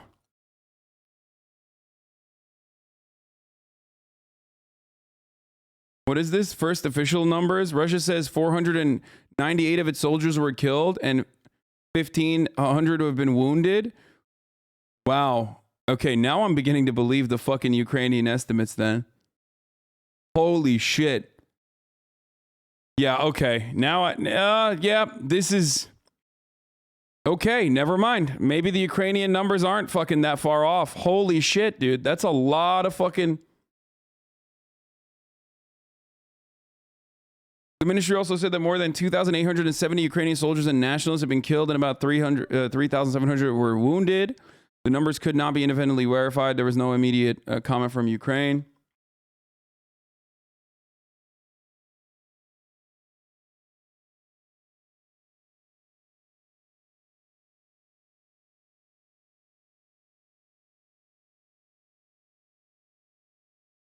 Those flaming APC columns got to add up. Yeah, I mean, sure, certainly.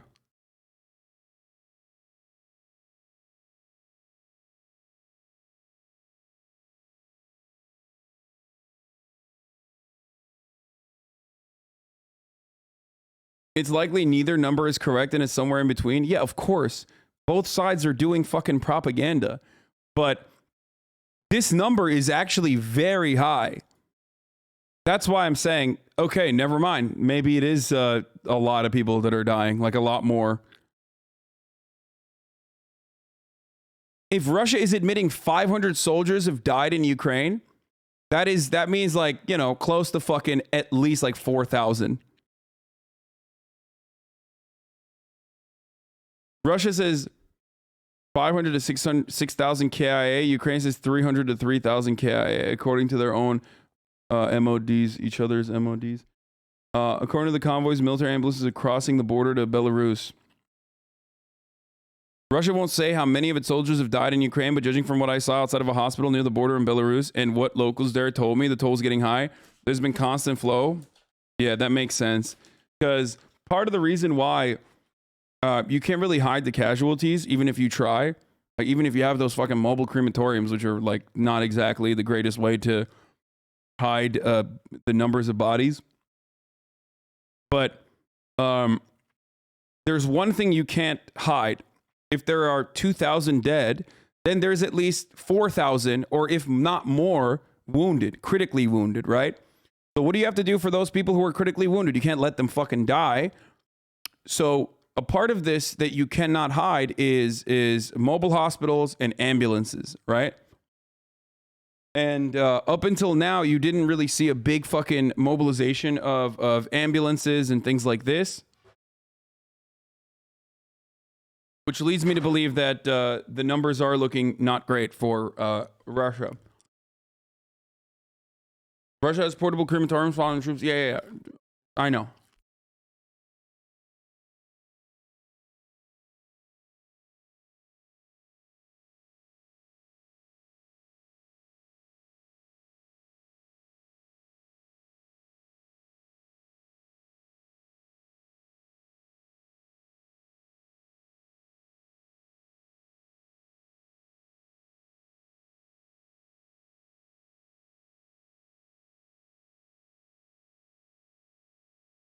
Political scientist John Mearsheimer has been one of the most famous critics of American foreign policy since the end of Cold War, perhaps best known for the book he wrote with Stephen Walt, The Israel Lobby in U.S. Foreign Policy. Mearsheimer is a proponent of great power politics, a school of realist international relations that assumes that in a self-interested attempt to preserve national security, states will preemptively act in anticipation of adversaries. For years, Mearsheimer has argued that U.S., in pushing to expand NATO eastward and establishing friendly relations with Ukraine, has increased the likelihood of war between nuclear-armed powers and laid the groundwork for Vladimir Putin's aggressive position towards Ukraine. Indeed, in 2014, after Russia annexed Crimea, Mearsheimer wrote that the United States and its European allies share most of the responsibility for this crisis. The current invasion of Ukraine has renewed several long-standing debates about the relationship between the U.S. and Russia. Although many critics of Putin have argued that he would pursue an aggressive foreign policy in former Soviet republics regardless of Western involvement, Mearsheimer maintains his position that the U.S. is at fault for provoking him. I recently spoke with Mearsheimer by phone. During our conversation, which has been edited for length and clarity, we discussed whether the war could have been prevented. Maybe Mearsheimer is enabling Putin to act like that? Yeah, dude, totally. He's probably a Kremlin propagandist. Okay. Mearsheimer brings up a very, very simple fact, which is that the Ukrainian relationship with right-wing Hasan is so boring. Hasan still being a right-wing extreme. God, is he always so political? Cap, good one.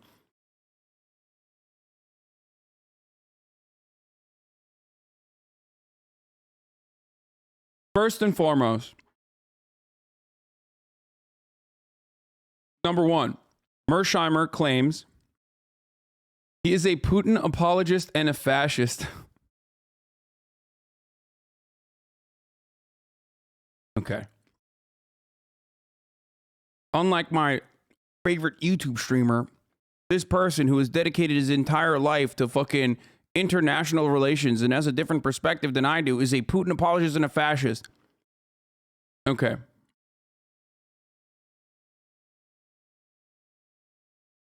One of the things that he said, or he says, is the relationship between Ukraine and Russia in the lead up to 2014, like, and many years before, like 2010, or many years before it, had been a one that was not so tumultuous. 2008 is the point of the conflict starting for Georgia and Ukraine, and I brought this up before as well. And part of the reason why that conflict started immediately was because of George W. Bush's exit strategy, where he turned around and fucking said, yeah, I wouldn't hold up this guy as an example. John Mearsheimer endorsed the Hitler apology to the Holocaust revisionist. I have no idea who the fuck this person is, but you can literally say this about Noam Chomsky as well, okay? I don't know who the fuck the person he endorsed or whatever the fuck, but there are plenty of articles written like this about Noam Chomsky as well. I'm pretty sure you wouldn't assume that Noam Chomsky is a Hitler apologist, and yet there are plenty of fucking articles about Noam Chomsky being coming to defend as a free speech absolutist, coming to defend fucking in 2011 by Jeffrey Goldberg, by the way. Oh, fucking Jeffrey Goldberg. Don't send me a fucking Atlantic article from Jeffrey MBS has never done anything wrong Goldberg, okay? These are people who are doing everything and anything they can to belittle and justify the people that have different points of view with respect to their fucking perspectives. Chomsky did not defend the Khmer Rouge. Shut the fuck up. He said God damn it. This is one of the things that I fucking absolutely despise, is that when someone is heterodox and not immediately suckling the teat of American propaganda and American imperialism, and they get something wrong, which Noam Chomsky did, okay? He did. What did he get wrong? He said, I would wait until we look at the fucking estimates of what the actual death toll was in Cambodia before believing what the fuck the American authorities are saying. Meanwhile, you never, ever in a million years would apply that same kind of standard to anyone that dare speak in line with American apologia and American propaganda. It is so deeply frustrating that you will always jump on the like any kind of fucking bad faith attack you can when it comes to people who say who have positions that you are trying to belittle without understanding where they're coming from. Why are you protecting Chomsky about this? Because Chomsky fucking admitted that he was wrong about the Khmer Rouge numbers. It's literally just like it was an immediate fucking retraction that you are considering apologia for the Khmer Rouge when that's not the case at all. And the irony, of course, is that like America's dealings with the Khmer Rouge and the people that defended that at the time never ever get coverage, okay? Never. It's so stupid. It's so deeply frustrating. If you are pro-America, okay? If you are pro-America, you're always in the right. Even when you're wrong, and even if you're wrong, then you're doing it as a consequence of like America's propaganda interests, which will ultimately be justifiable in the long run. And it's incredibly fucking frustrating that you will jump to anything and everything you can to belittle people like this. Okay? Are madman doctrines that led to Cambodia to have a crisis that led to the Khmer Rouge? Yeah.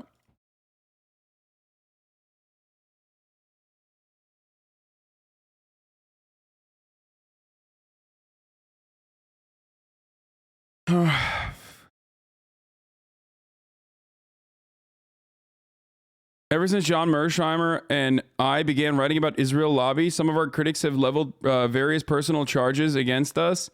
These attacks rarely address the substance of what we wrote, but a tacit concession that both facts and logic were on our side, but instead accused us of being anti-Semites. Yeah, I mean, that's not even remotely surprising. So Of course, Jeffrey Goldberg did that. A classic.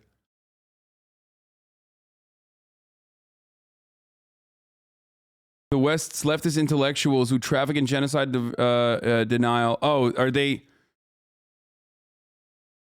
What is this?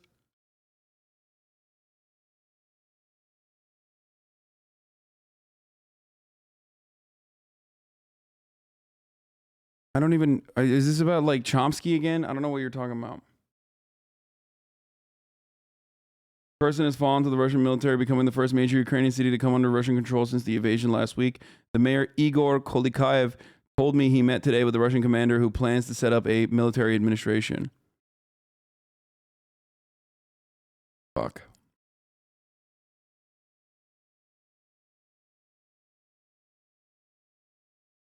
The guy who wrote that last article wrote this one. It's time to hold America's nuclear umbrella. Using Washington's nuclear arsenal to protect its allies no longer makes any sense. What? Preventing nuclear proliferation and reassuring America's allies took a small step in a rather surprising direction. Given the, I can't read any of this because it's like fucking. It's all paywalled.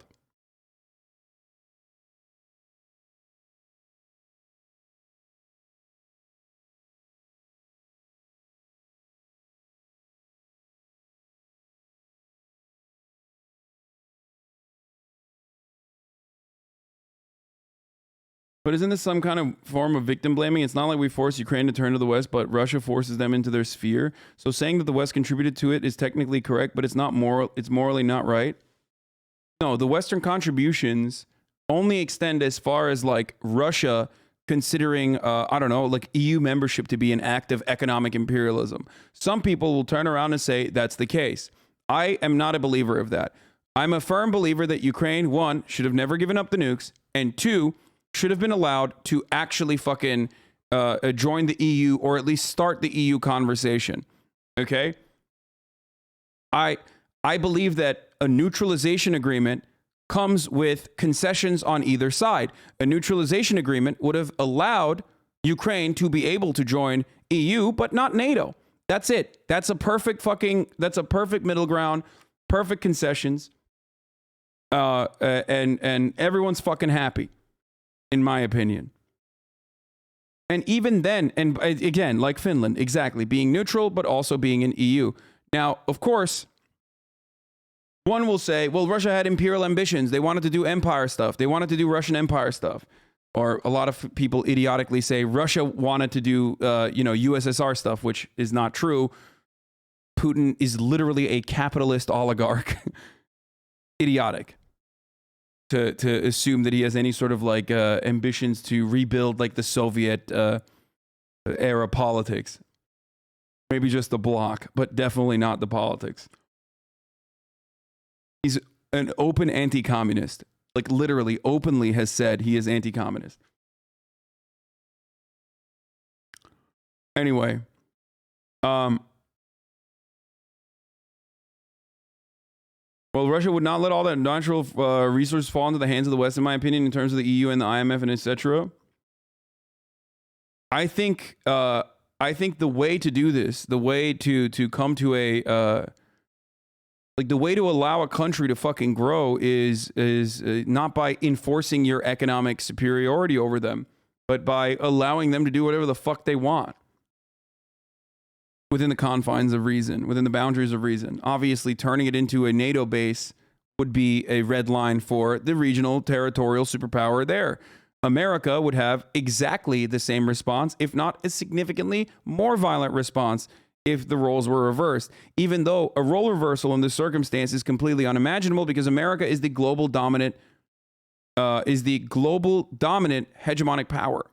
So there is no world in which like China, which has historically committed like many atrocities in other countries, not just domestically, but like other countries in the Middle East and yada yada, in recent years, then goes around and says, hey, we're going to fucking turn Canada into a military base against a forward operating base against the United States of America. In a situation like that, it's just America is going to respond way, way, way more brutally. And that's understandable for them to respond way more brutally. because it's not in their it's not in the interest of their national sovereignty and protecting their own territory.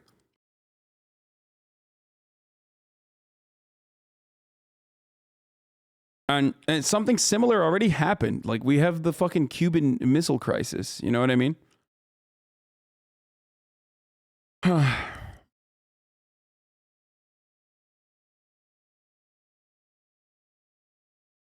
Anyway.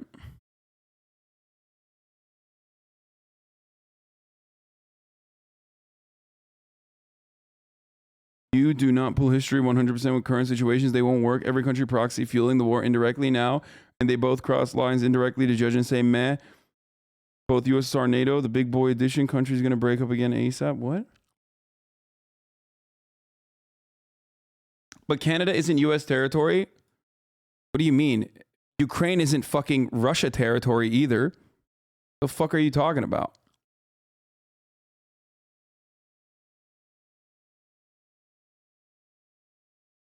It would be if, like, Alberta.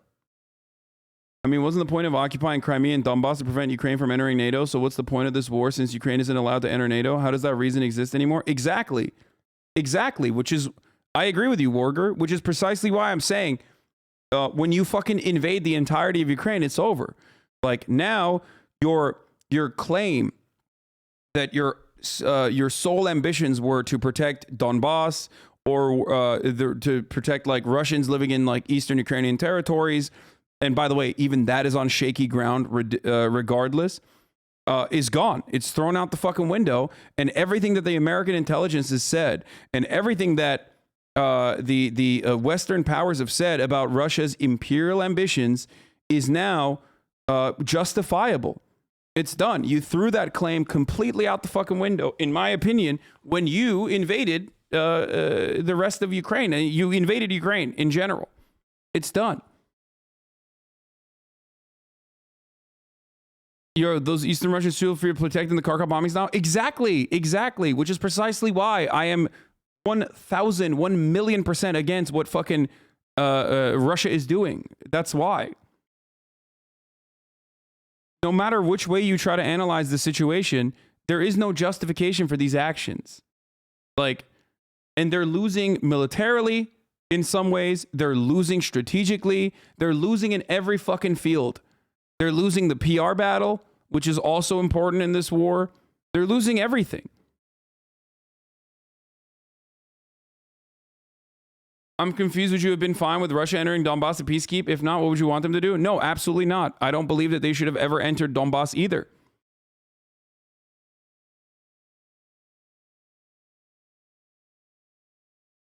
Like, there's no way in which, unless you're literally living in, like, Luhansk or some shit, there's no fucking way you would ever think, like, oh yeah, I'm still, like, with Russia after all this. You know what I mean? No fucking shot. And even if Russia extends its actual occupation in Ukraine and continues with its annexation of the entirety of Ukraine,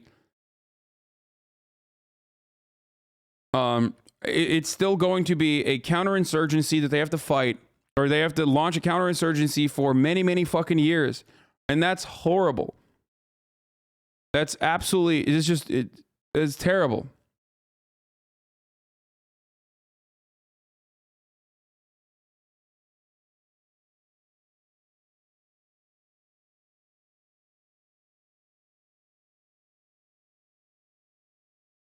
I agree with you, but then what should have the Donetsk people done with the constant shelling?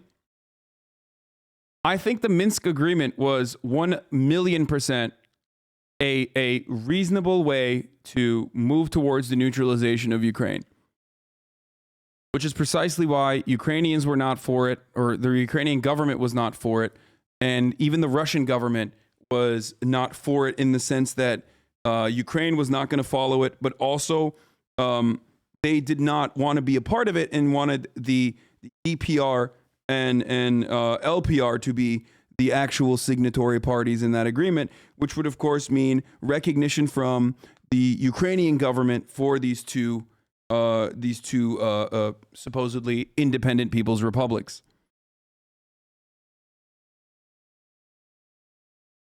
I think Ukraine blocking off water to Crimea is completely unjustifiable, completely unacceptable.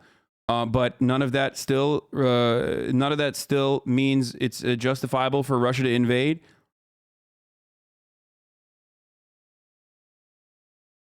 Okay.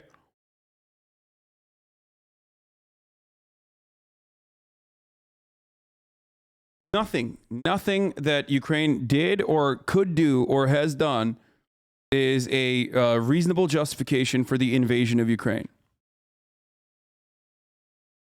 It's just completely unjustifiable, unlike the top of the hour ad break, which is justifiable only because there's a method to avoid it, which of course comes in the form of a $5 a month subscription, or if you don't have $5, comes in the form of a Twitch Prime subscription, which is free. That's right. At the top of the hour, there's a 60-second ad break, but you can avoid it if you do those things, or if you're lucky, you could also potentially get gifted a sub. Here's the 1-minute ad break now.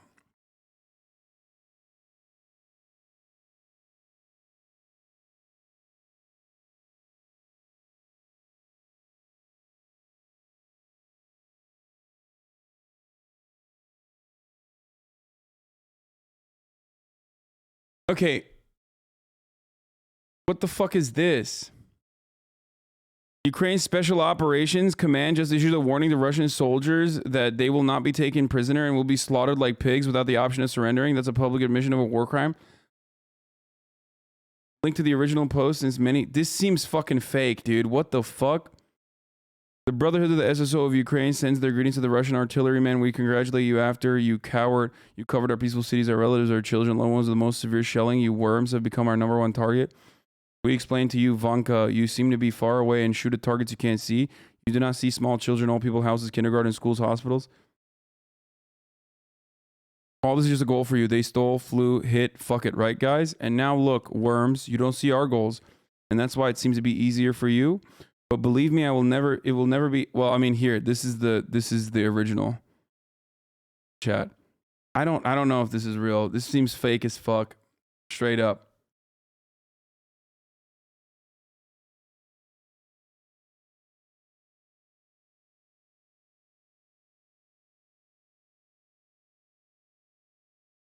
Everything about this, everything about what Ukraine has done thus far, at least on the fucking PR front, maybe not so much on the ground, but at least on the fucking PR front, which this would be a PR action, has been that they are very, very kind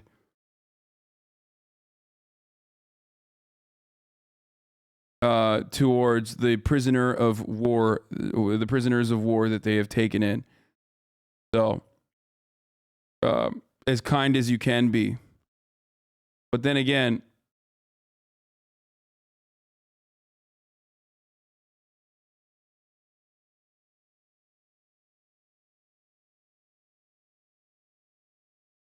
that's not a Twitter handle, chat. This is on Facebook. What, they posted a video of them dipping bullets into lard because of reports of Muslim soldiers fighting in Russia. It wasn't the Special Operations Forces of the Armed Forces of Ukraine, though. That was the Azov Battalion's defense from the National Guard, which was completely unacceptable, but maybe it is something that they're fucking saying. But even in that respect, it's still, you know, it's completely and wholeheartedly fucking idiotic for them to say this shit. This will only increase the brutality that countless Ukrainians are going to be subjected to. This is what I mean. Flexing nuts like this. It's not on Twitter. It's on Facebook. This is on Facebook. This is on Facebook. Am I calling Ukrainians Nazis? Of course. The Ukrainian National Guard absolutely has a fucking Nazi problem. And they literally promoted Nazis dipping fucking bullets in pig lard like Americans do against the Chechen Kadyrov forces, who are also dog shit too. But make no fucking mistake.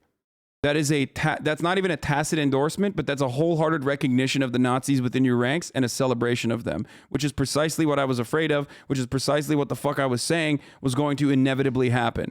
So don't forget that like, you know, kind of acceptance of nationalist attitudes, nationalist forces is is not good. Especially because, I mean, this seems stupid because this is a war crime, and admitting this kind of a fucking war crime is like idiotic. I just don't know what happened here. It could have been an account hack. It could have been anything like that. From now on, there will be no more captured Russian artillerymen. No mercy. No please don't kill, I surrender will not pass.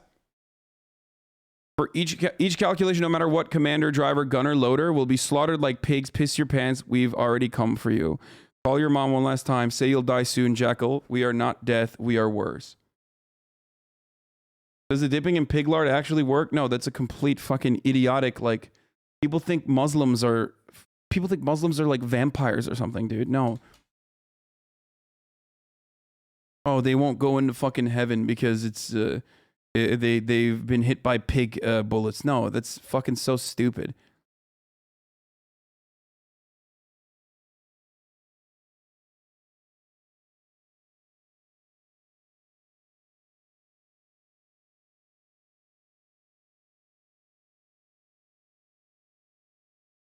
People are asking me if pig lard works. Like, work for what?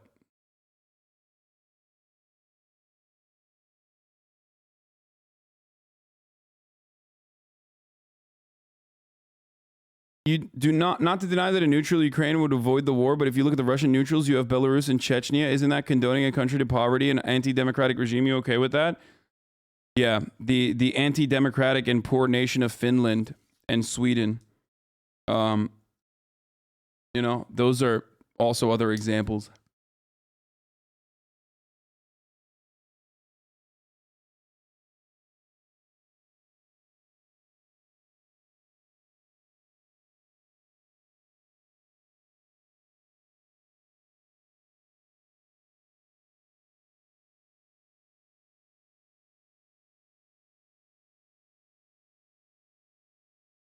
Finland is in the EU, McFaul. Yeah, I don't have a disagreement with Ukraine joining the European Union.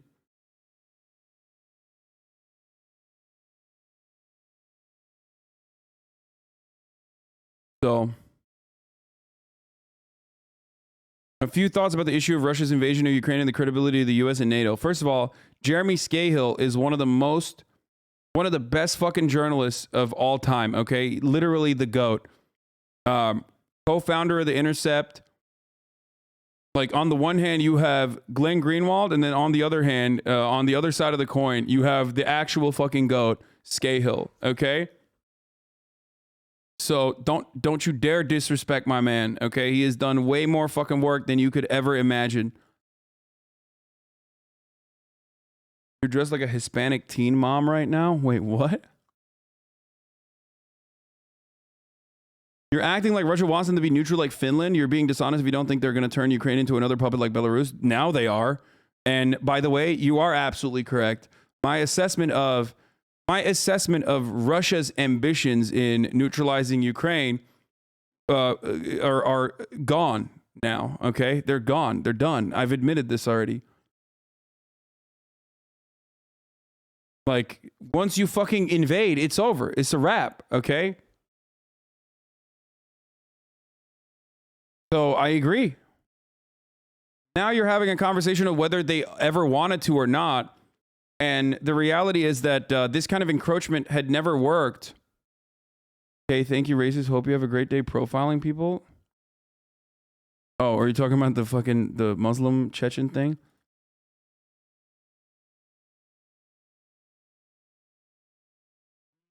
Oh, 3 of 95. Thank you for the 50 big ones.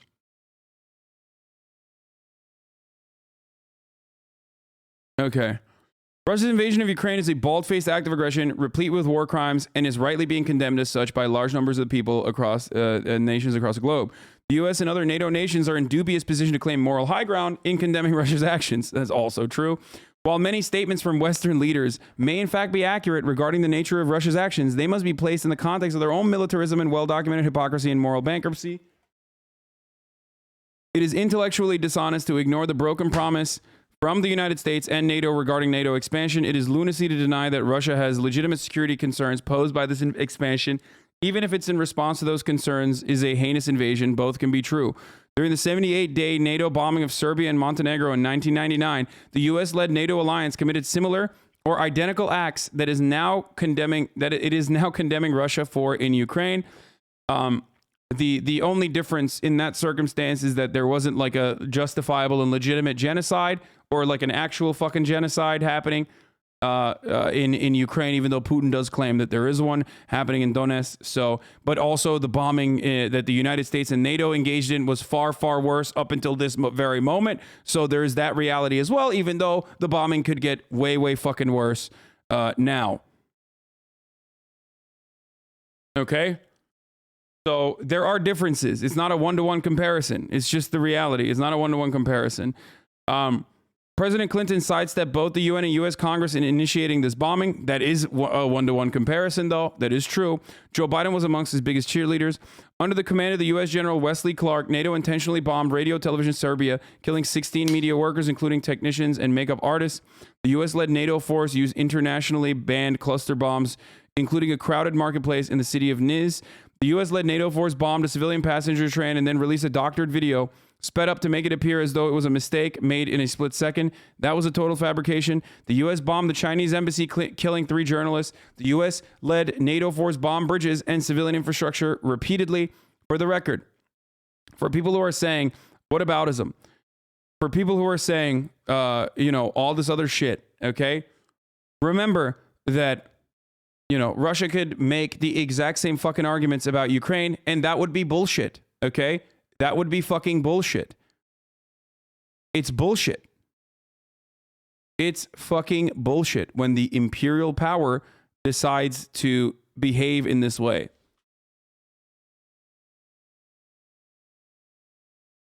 The fact that the US and NATO are imperialist doesn't justify Russia being imperialist. I agree. Yes, I agree. That's my point. And that's always been my fucking point. Anyway, these crimes committed by the U.S. and its NATO allies do not in any way excuse or justify Russia's aggression. At the same time, history and context matter. If the U.S. wants the moral high ground, it should cease its own ongoing war crimes and support for war crimes. It's true. This could begin with such actions as ending all support of Israel's aggression against Palestine and recognizing Palestinians' legitimate right to self-defense. This will never happen because it doesn't happen.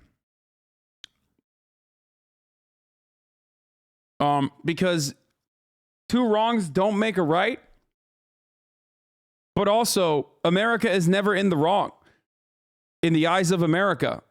The whole point is we are America, so we are not ever in the wrong.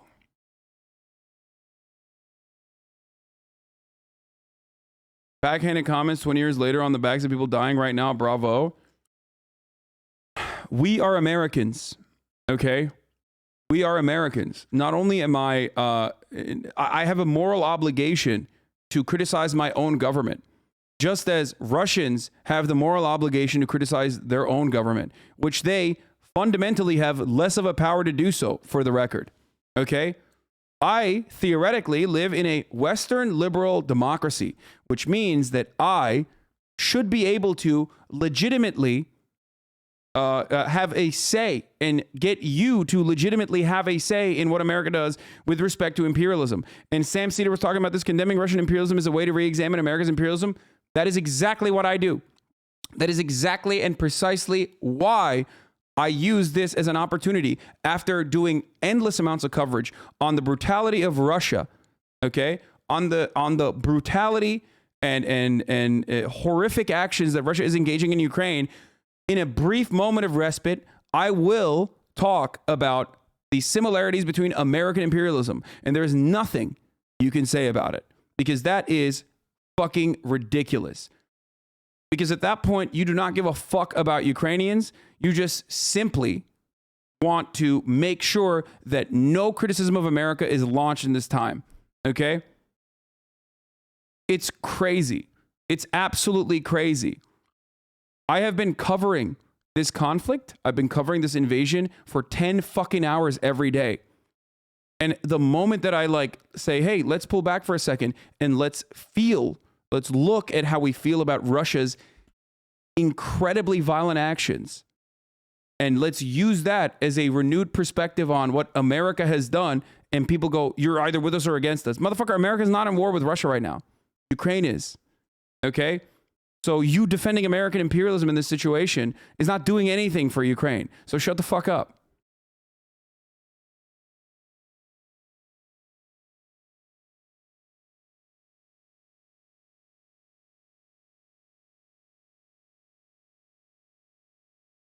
It's only whataboutism when you use the U.S. wrongdoings to excuse Russia's wrongdoing.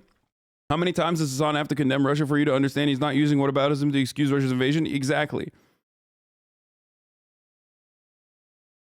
I do not have a perspective that believes that like Israel's actions against Palestinians is appropriate in any capacity. I do not have an opinion that like America's imperialist endeavors are appropriate. So when I make comparisons to what Russia is doing, I'm showing you that it's the big bad, okay?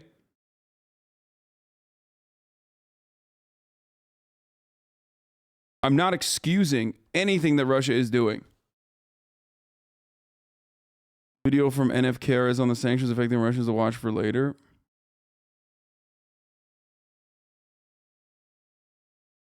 Anyway.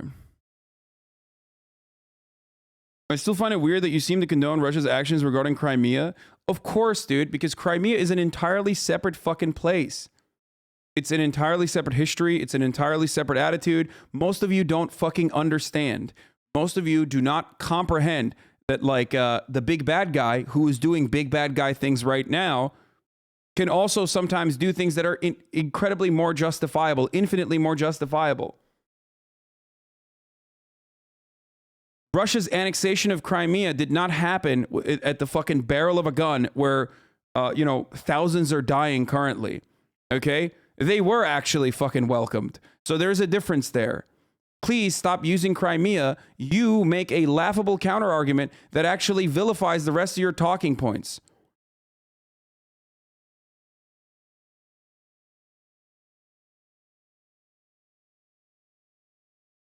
Thousands aren't dying right now either. Get the fuck out of here. Of course they're dying. What do you mean?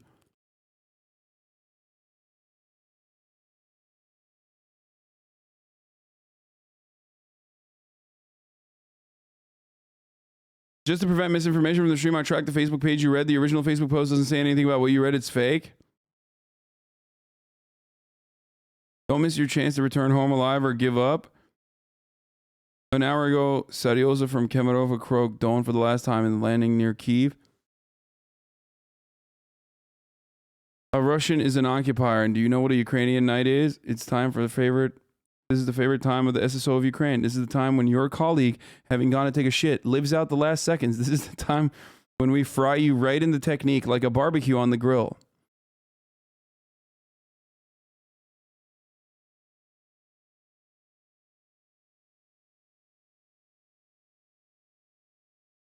What is your opinion on this take? What the fuck? Caspian report, war in Ukraine could have global consequences. We'll take a look at that as well. What? Why I'm not putting any flags in my Twitter handle a thread? One of the particular downsides of being an actual expert in a particular area is that your expertise increases your opinions on the topic will usually become more and more nuanced. So I'm going to explain this one. What? Dude, some of these Twitter threads are just so fucking, it's so bananas, dude. It's good, please. Oh, God. Jesus Christ. I'm willing to bet it's not good. The same shit they say about the U.S. Hasan, you're saying what hogs say about American imperialism is justifiable. We had to do it, but you don't see this because it's Russia? Dude, if I was saying the bombing of fucking Kharkiv, Kyiv, putting boots on the ground inside of fucking Ukraine is an appropriate, justifiable action, then you would be right that I am being a hog for Russia. There's a difference between Crimea and what's going on currently. Shut the fuck up. You do not understand the contemporary demographics of Crimea. You do not understand the history of Crimea as an autonomous region. You do not understand that Crimea has had Sevastopol, a Russian Navy base, for a very, very long time. You do not understand that 75% of the Crimean military joined the Russian forces immediately in the aftermath of the annexation. You do not understand that time and time again, polls have shown that unlike the rest of Ukraine, Crimeans have historically wanted to be a part of Russia. You do not understand that in the aftermath of the annexation, fuck the fucking referendum that occurred, okay? Because the referendum you could say is bullshit. It was happening at the gunpoint. That's fine, okay? But in the aftermath of that referendum, Western nations have time and time again conducted polls within Crimea that say that the Crimeans are happy about being a part of Russia and that the annexation was justifiable. So your takes or the sovereignty or the fucking borders or the territories that other people have decided for the people that are currently living in Crimea do not have a say here. It makes it so frustrating to make that comparison. It makes me so frustrated to consistently try to make that comparison to what is currently happening right now in Ukraine. Okay? You're repeating for them why? Because people want to say, look, Hasan is still justifying Crimea while Russia is doing imperialism because he's a fucking Putin puppet or some shit, okay? That's why people are asking me to say this. So they can fucking clip it and be like, Hasan is still supporting Crimea. It's like fucked up.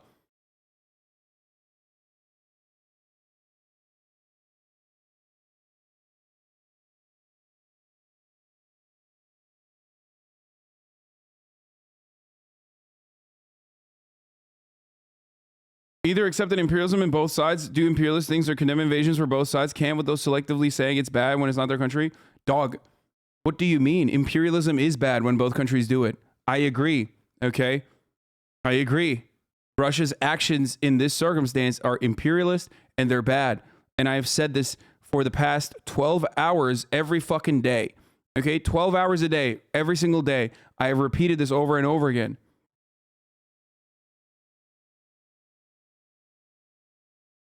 You should read the Foreign Affairs article casting doubt on the polls you're citing. I mean, numerous polls leading up to and in the aftermath of the referendum have shown that historically and in contemporary Crimean society, they have had a much more positive outlook on being a part of Russia. Okay?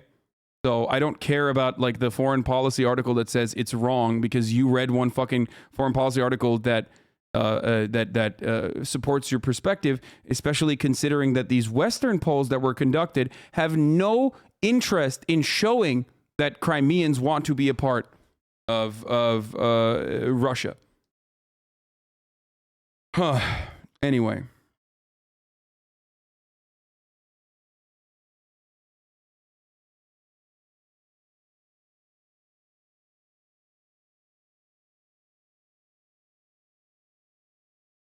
Bro, 4% were pro-Russia and MP said their votes were forced. 4%. Who's doing propaganda now, dude? It's so stupid. I do not want to talk about Crimea anymore. It literally does not matter. There's a difference, okay?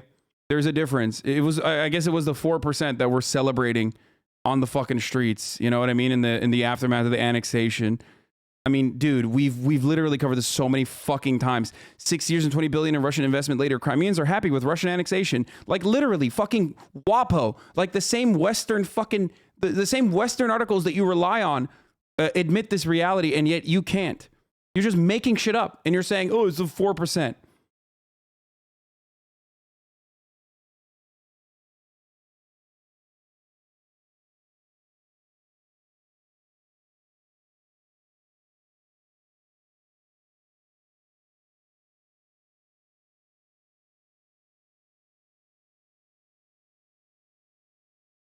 And again, this is not even remotely relevant to the conversation currently. Okay? It's not. It's not relevant to the conversation currently because what Russia is doing right now is completely unjustifiable. Okay?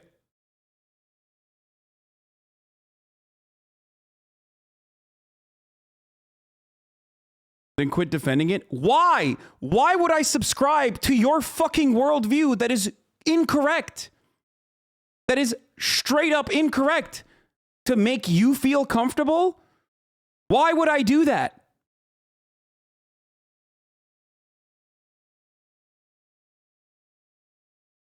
It's so fucking strange. People are like, I can't live in a world where like, I can't live in a fucking world where, you know, two different fucking concepts can exist. Two different actions can exist. One justifiable, one unjustifiable. You think about everything from the point of view of like America doing shit. Like, I heard so many people when we were talking about Crimea, I heard so many Americans say, oh, what if we invaded Mexico? First of all, we did. And secondly, okay, where are the Americans in Mexico? Like, what is the historical territory beyond the borders of Mexico that we have already taken for ourselves? Okay?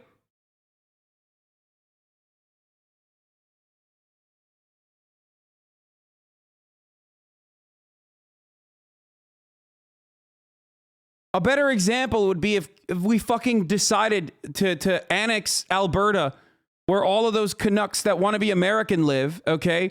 And they wanted to live in America, and they voted to live in America. I'm sure the rest of Canada would be like, take them.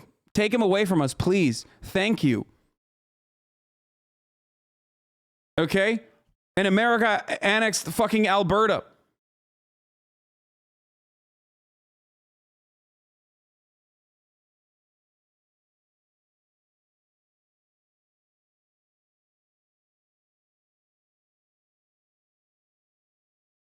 What if the Greeks wanted back Constantinople and Izmir like the Crimea situation? There are no fucking... I'm Greek from Istanbul. That is an insane fucking take.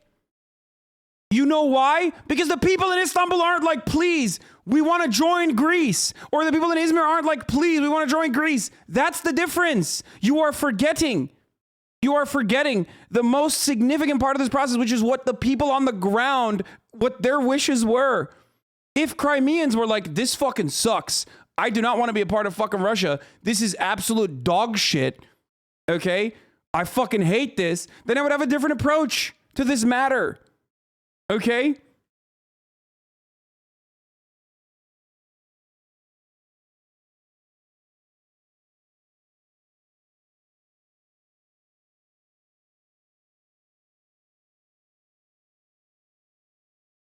My family is from Greece. My father's side is from Greece.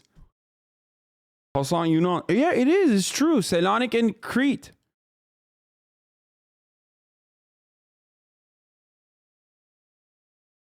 The main difference in this situation, yes, as Truckstick TV says, is self-determination of the people living there, okay? You can't deny them what they want. Like, that's fucking insane. And you can't cut off their access to water either, by the way, which Ukraine did do. Even then, it's still unjustifiable what Russia is doing currently. But that was also fucking unacceptable. Doesn't justify what Russia is doing, but make no mistake, okay? You're fucking bananas if you still push for this fucking argument.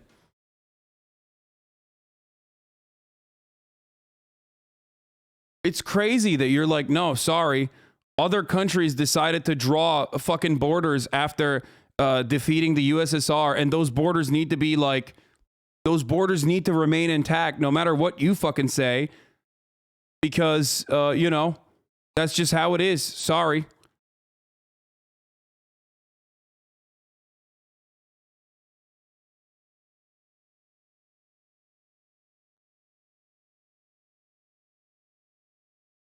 Anyway.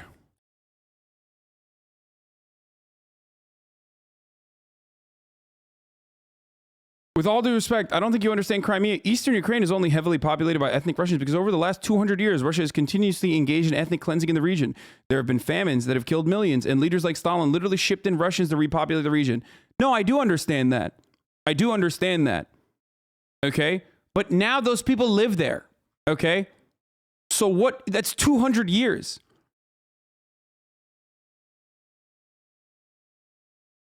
And for the record, you're talking about fucking Stalin to talk about Crimea when the real fucking Crimean territory, the real fucking territorial ambitions for Crimea is that Crimea belongs to the Tatars and therefore is Turkish territory. Okay? Don't make me start this fucking argument. Hasan said 200 years ago, get over it. No, that's not what I said. I said that the ethnicity and the ethnic differences between Ukrainians and ethnic Russians and ethnic Ukrainians over the course of the past 200 fucking years is like a ridiculous way to deny what fucking the people on the ground that are currently living there want.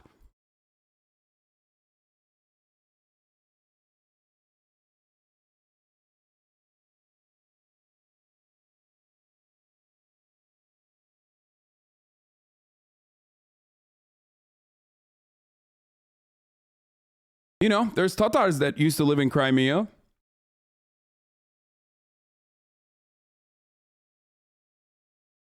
They got fucking cleansed.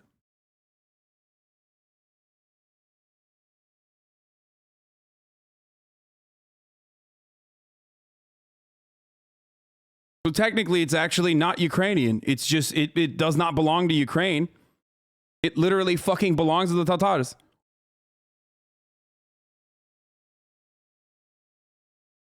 A similarity here in this circumstance is closer to fucking Israel-Palestine. Border lines that we drew, lines that Western nations drew, and the violent actions, the violent consequences that have purged Palestinians in that territory, okay, lead to a situation where we are fucking, we're not looking at the fucking interests of the people that are currently living in Palestine and what they want.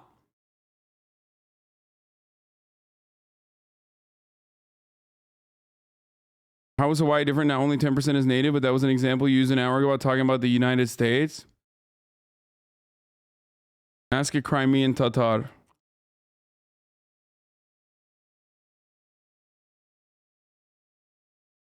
Well, I'm not advocating to fucking give Hawaii back to anyone anytime soon. So there is that difference. The Crimean Tatar commander Isa Akayev has joined the fight against Russia. Of course they did.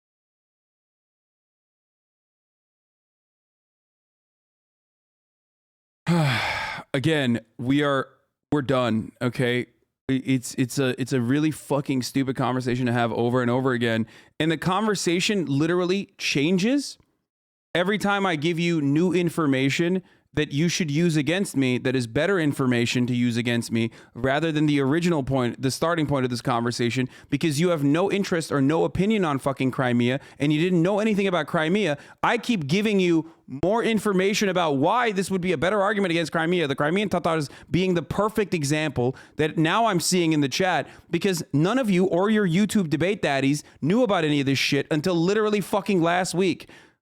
The original point on Crimea was, it's fucking unacceptable. It's unacceptable to fucking annex a country. It's unacceptable. Now, so many of you fucking found out that, like, polls showed time and time again that they actually want to be a part of it. So now you've moved on to different talking points that I gave you, okay?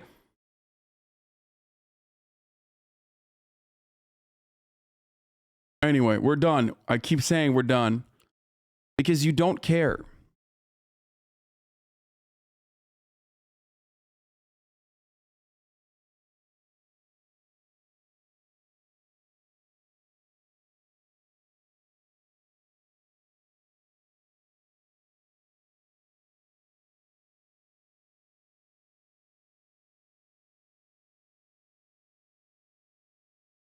It's like, who's derailing? And the very same people that say whataboutism literally fucking derailed the conversation back to Crimea for some fucking reason, which is absolutely bananas to consider. Like,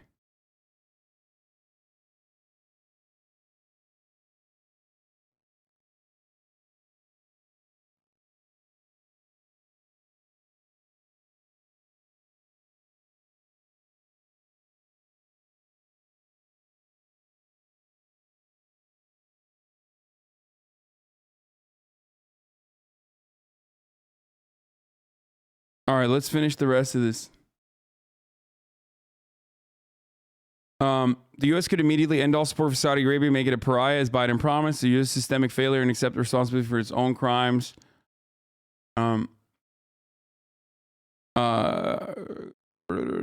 Undermines the credibility of the condemnations of Russia, particularly in the eyes of anyone who knows the history of NATO and U.S. militarism. It's a gift to Putin's cause. There is no contradiction between standing with the people of Ukraine and against Russia's heinous invasion and being honest about the hypocrisy of war crimes and militarism of the U.S. and NATO. I agree.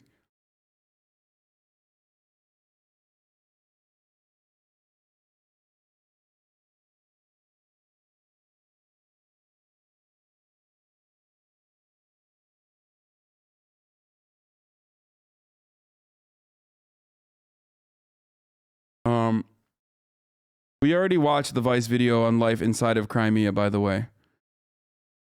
It begins with a Kievan Rus. Okay, I don't care about this. I'm not going to watch this. I'm sorry. I'm not going to read that fucking Twitter thread. Talked about these numbers. As oil source, OPEC and its allies decline to offer relief. Yeah, no shit. Because once again, and remember, this is the most important factor here. Money is more important. Okay? Money is the main point here. It's always, and forever the main issue at hand. OPEC is not going to give up its cartel status on energy and fuck over Russia in an effort to make it easier for America to shut off Russia from the rest of the global economy when Russia itself is a major fucking supplier of energy. The oil cartel known as OPEC Plus said it would continue the strategy agreed to in July, rubber stamping a 400,000 barrel a day production increase for April. They want OPEC to produce more so they can alleviate the tensions, they can alleviate the financial consequences that everyone in the Western world would face from completely sanctioning off the rest of the Russian economy.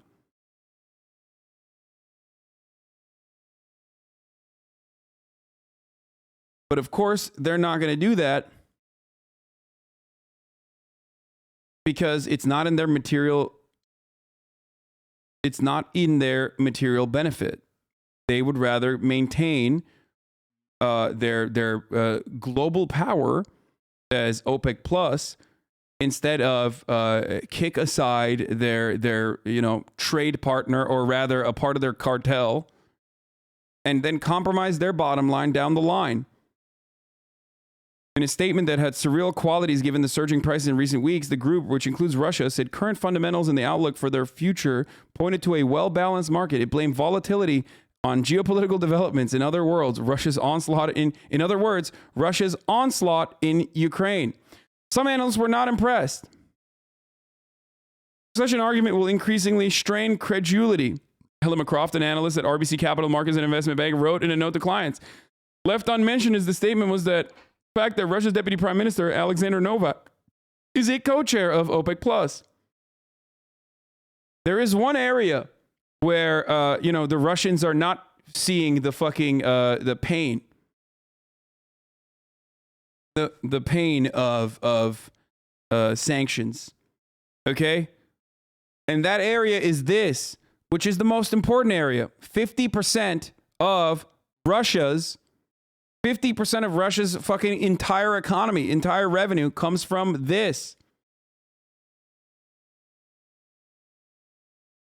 The cartel said it would continue a strategy agreed to in July, rubber stamping a modest 400,000 barrel a day production, which was ramped up already, increase in April.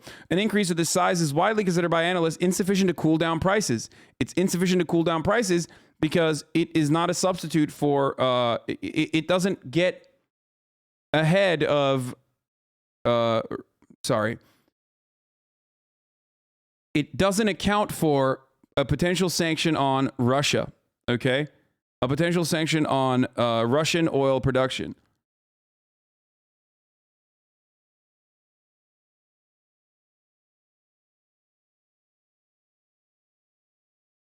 Apparently, they are seeing pain in the area of oil. Russian oil is being rejected. Now it is. It might be no buyers.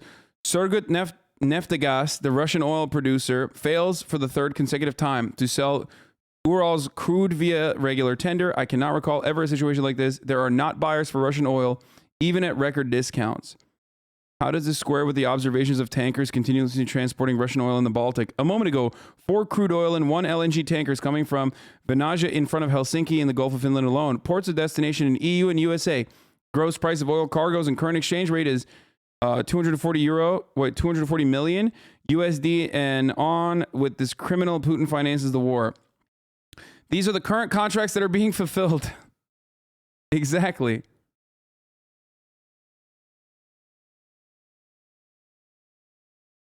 The U.S. should sanction Russian oil and deal with the fallout. On this, we agree. If the U.S. is serious about its ambitions to shut down Russia, then they should do that. But they won't do it. Maybe they will in the future, but thus far they haven't. The problem is, and this goes back to, oh my God. The problem is, and this absolutely goes back to what I said already about the sanctions and its consequences on a civilian population that have nothing to do and nothing to say about that have no say in what Russia ends up doing. Okay.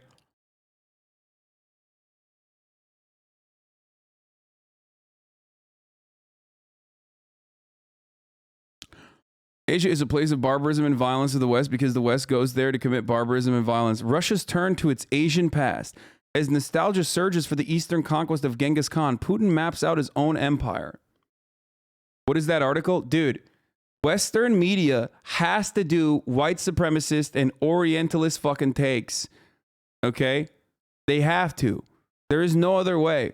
The U.S. agenda in Russia is never just about Russia. Russia itself has a complicated history. It's also a territorial giant that spans the entire east-west axis of what's considered Asia. Encircling China and Russia go hand in hand because it's talking about the whole continent. The Wall Street Journal editorial board famously, 1, aligned with Jair Bolsonaro, and 2, with Pinochet. So their takes on foreign policy have always been like this. Image headline is from 2018. I mean, not surprising.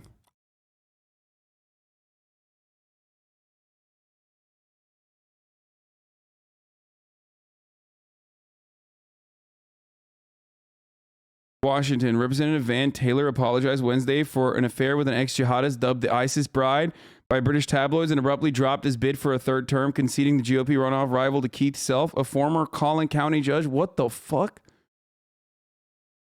What? What the fuck? What is this fucking... What the fuck? What is this story, bro? What is going on, dude?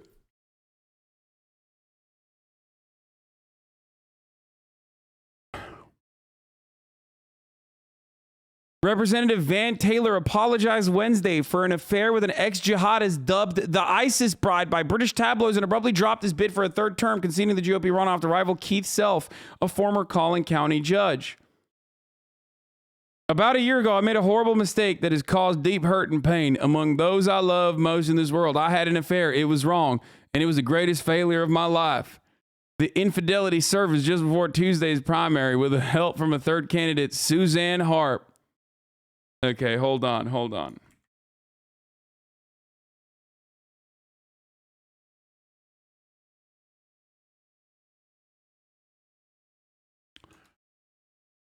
Okay. Have you ever felt like you see a jihadi bride and dubbed the ISIS bride, and you decide to risk it all on an affair that you're about to have with her? Make sure that your political campaign in Texas Plano is going to end in an abysmal, fiery death and destruction. That's exactly how it feels to drive in a Ford F-150 pickup truck. Oh, Jesus Christ, dude. The only way Representative Van Taylor can ever feel the same satisfaction of driving a Ford F-150 pickup truck is when he's clapping the cheeks of the ex-ISIS member jihadi dubbed the ISIS bride.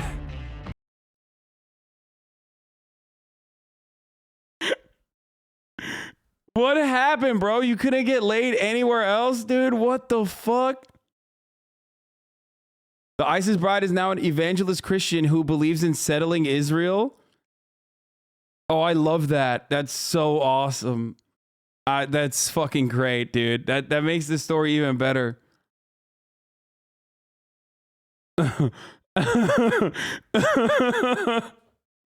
Look, I get it. Oh, come.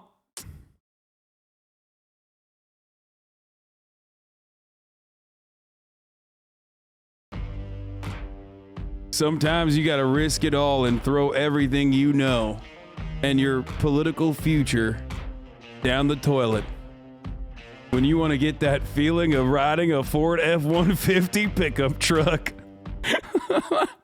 Okay. Mid-ass ISIS bride, you're crazy. I mean, he fixed her, by the way. People say I can fix her, but like he did. She's now an evangelical.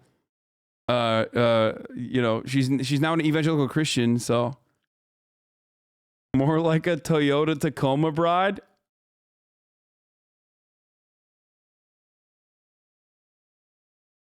Former First Lady of ISIS now loves Reform Jews, plans to visit Jerusalem.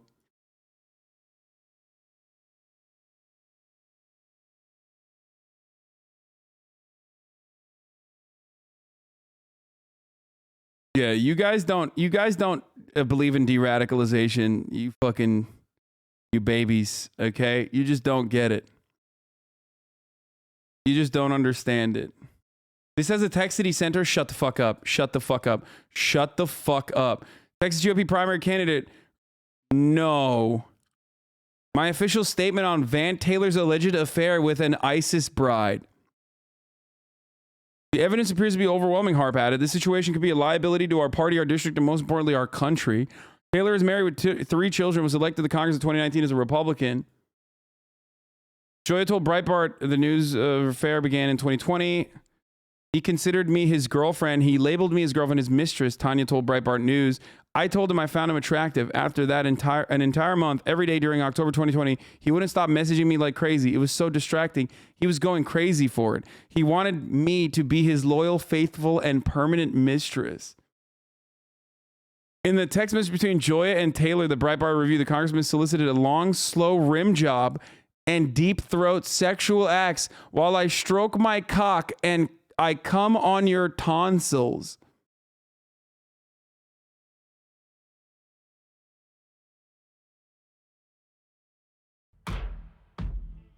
If you ever wanted to feel what it's like to get deep-throated while you stroke your cock and come on the tonsils of a woman that previously used to be married to an ISIS radical, that's exactly what it feels like to drive a Ford F-150 pickup truck. Finally, a man who understands truly what it means to be down bad. Down abysmal, cataclysmic, catastrophic. A man who is truly willing to risk it all. Okay. Bro, dude, Republicans are crazy, dude. They're fucking insane. Okay? I regret linking you this song. Oh, no, this is the greatest thing, dude. It's the greatest thing that happened.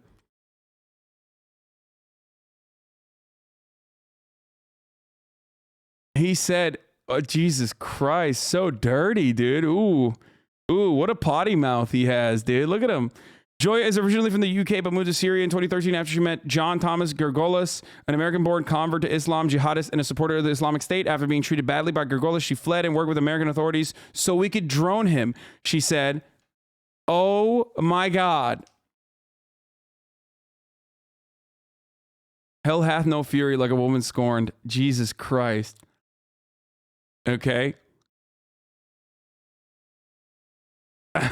She literally was like, fuck this guy. Oh, Jesus Christ, dude. That's awesome.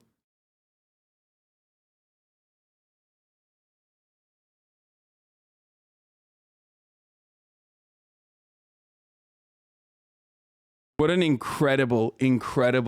Republicans be like, gays are ruining the traditional family values, then not 10 minutes later talking about come on your tonsils. Yeah. While being married, by the way. He's gonna drone strike her tonsils. Stop.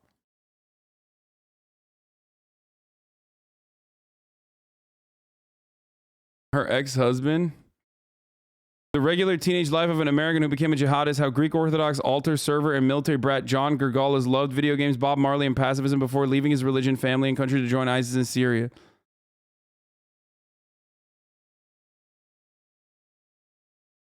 Dude, these people are just Jesus Christ. She asked if she could press the button? Stop. That's not real. Oh my God, Jordan Peterson is right, dude. The dragon of chaos.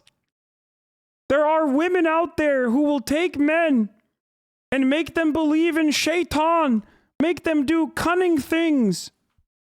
And then those women will go and work with the enemy, the imperialist nation. All men want to do is restore the Islamic Caliphate and honor Allah and do jihad.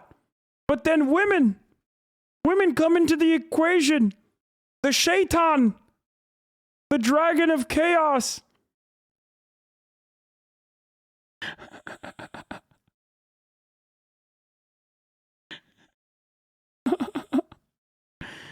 Oh God, this is a beautiful story. What a fucking story, dude. Yeah, Jordan Peterson was right. Wahhabi Peterson is, by the way, that's a real thing. Fun fact, many might not know this, but like a lot of Jordan Peterson's speeches have actually been translated and gets a fuckload of play in the MENA region by some of the most fundamentalist motherfuckers. They love him. They literally love him. I wonder why. Yeah, straight up.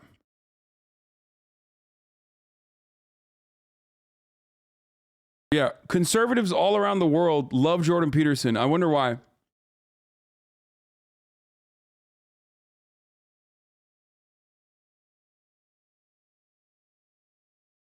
One of my Pakistani friends, a huge JP guy, loves Elon Musk and crypto too, of course. That all comes in. That all comes along with one another.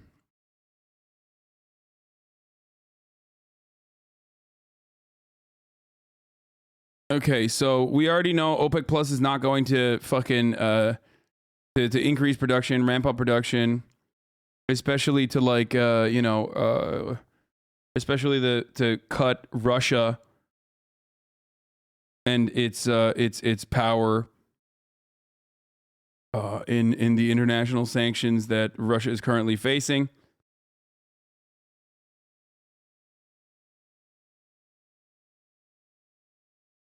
No, dude, people who love JP here are Marabous. They aren't fundamentalists at all. What the fuck? No, there's like hella fucking... There are definitely fucking super fundamentalist motherfuckers who love JP as well. I mean, his takes on women in the workplace are, you know, not that far off from what like some fucking dudes who love and would want to institute Sharia law in predominantly Muslim countries would want. Ukraine has established an emergency hotline for foreign students wishing to leave Ukraine because of Russia's armed aggression. They can now call Viber or Telegram on this number. Ukrainian border guards are doing everything possible to speed up the passage of all citizens from Ukraine at the border. All checkpoints on the western border are open 24 hours a day. The first come, first serve approach applied to all nationalities. Well, I mean, not really, it wasn't a thing, but now I guess they are going to do that. All people at the border are asked to comply with law and order and act responsibly. This will allow to speed up the border crossing process. We ask that those crossings show mutual respect and understanding to everyone at the border during this extremely difficult time. Ukraine's calls on all foreign governments to demand from President Putin that he immediately stop his war on Ukraine.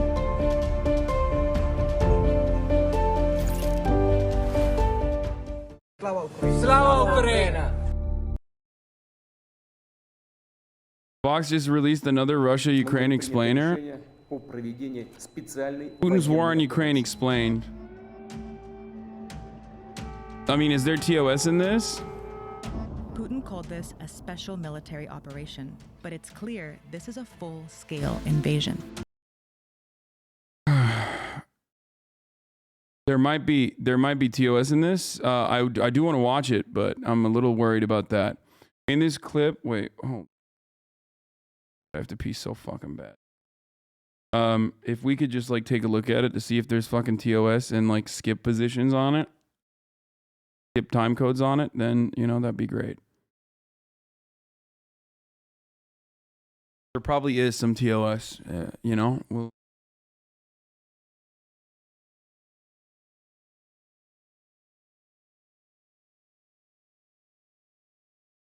Speculation that Russia is going to declare martial law. Wait, what the fuck is this? Thread. The Federation Council will hold an unscheduled meeting on March 1st. A lot of people are now writing that the purpose of this is the meeting to adopt anti-crisis laws, but there's another possibility to approve a martial law. Frankly speaking, without wanting to stir things up, I think the scenario is the more logical one. The proclamation of martial law will allow authorities to introduce military censorship to increase the secrecy of the state's activities and actions of local bodies. I mean, that's, yeah, I could see that.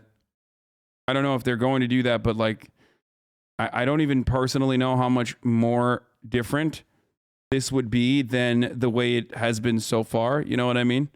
Because they're already fucking beating the shit out of people. And you know,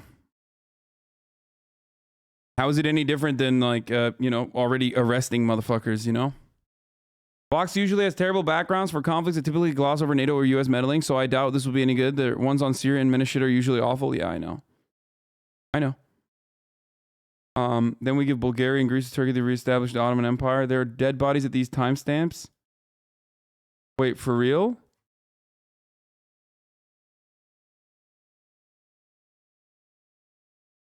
Police kind of do respect formality in terms of brutality, so martial law will allow them to be violent on a new level. Ban all rallies, meetings, and ban the work of public, international, foreign organizations that undermine the security of the country, and so on.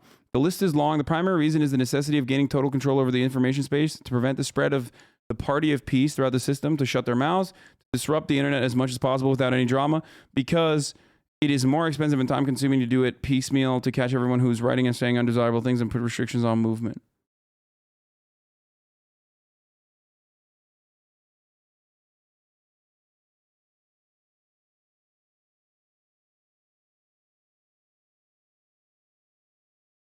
Interesting take on what? Interesting take on your coverage from Ukraine from Twitter. Genuinely curious what you think of it. What? Great coverage of the conflict in Ukraine, as well as expanding the audience perception about how double standards are applied to the U.S. actions, just like expanding the top of the hour ad break. His coverage.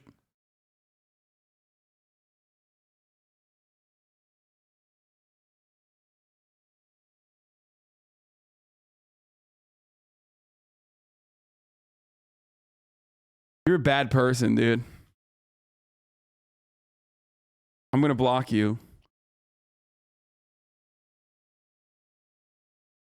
And ban you. But it's true. At the top of the hour, there's a 60-second ad break. And if you no longer want to see those ads, all you need to do is subscribe, which you can do for $5, or you can do for free with a Twitch Prime.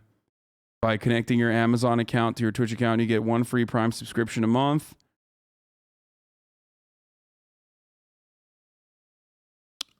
There's so much more to cover still. Here. Breaking news. We'll get started with Abramovich selling Chelsea and then move on to other stuff. But of course, we're moving on to the top of the hour ad break right now. Here's the 1 minute ad break now.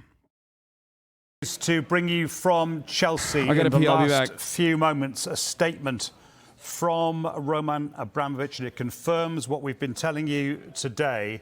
He says, I would like to address the speculation in the media over the past few days in relation to my ownership of Chelsea FC. As I have stated before, I've always taken decisions with the club's best interest at heart. In the current situation, I have therefore taken the decision to sell the club, as I believe this is in the best interest of the club, the fans, the employees, as well as the club's sponsors and also their partners. The sale of the club will not be fast-tracked, but will follow due process. I will not be asking for any loans to be repaid. This has never been about business nor money for me, but about pure passion for the game and club. Moreover, I have instructed my team to set up a charitable foundation where all net proceeds from the sale will be donated. The foundation will be for the benefit of all victims of the war in Ukraine. This includes providing critical funds towards the urgent and immediate needs of victims, as well as supporting the long-term work of recovery.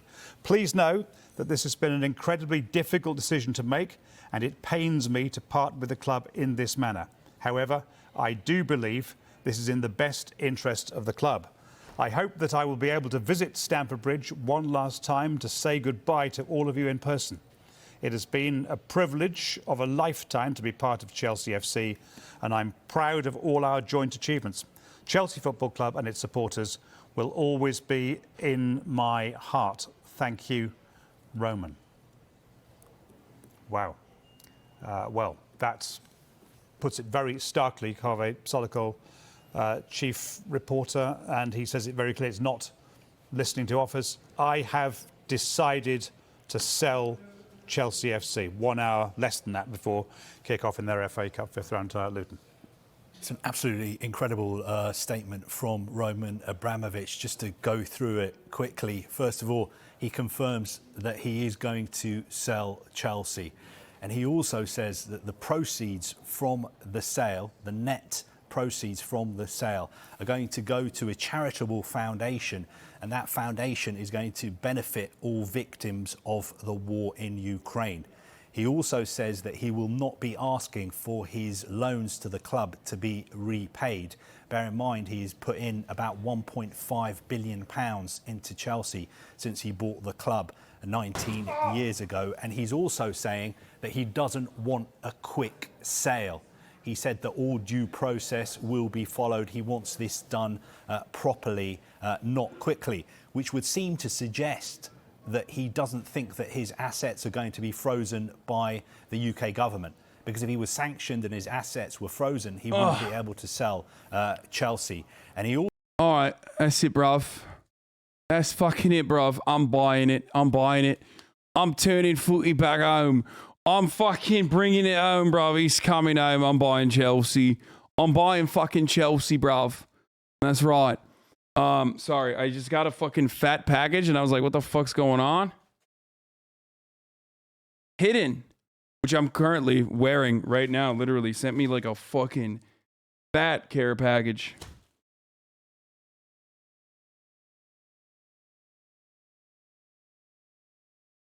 With a bunch of new drip. So you can't fucking call me dripless no more, okay? No longer.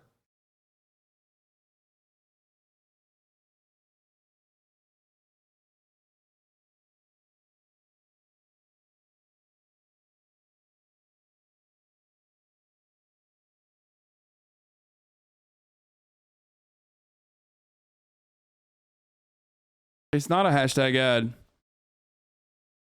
The main, I'm still maidenless, but no longer dripless, baby. To be fair, Roman Abramovich has been one of the best owners in the Premier League in the past 20 years. Also says that he wants, if possible, to be able to visit Stamford Bridge one last time to say goodbye properly. And he starts a statement by saying that he's doing this because he believes it to be in the best interests of the club and also the supporters. We have to say that because of the current situation in Ukraine and the fact that Russia has invaded Ukraine and the fact that he's a Russian oligarch. Speaking of drip, that green, you had a green koi shirt from a few days ago I really liked. That was also hidden. That was hidden. And he used to be a governor of a province, and he used to be a member, effectively MP in Russia, who was close to Vladimir Putin. he really had no choice because it didn't look like he was going to be able to carry on being the owner of Chelsea Football. Roman turned Chelsea from a trophyless club to a top PL Premier League club. That's right. What is this? Government accused of absurd sanctions loophole after giving Russian bank customers 30 days to wind down assets. Russia's second largest bank, VTB, is granted a 30-day exemption for clients to close transactions and move assets. Britain has been accused of opening a loophole in sanctions designed to hobble the Putin regime by granting one of Moscow's biggest banks an absurd month-long exemption from the enforcement of an assets freeze. Boris Johnson announced last Thursday that the state-owned VTB Bank, which is the second largest Russian bank and its largest investment bank, was the subject of a full and immediate asset freeze.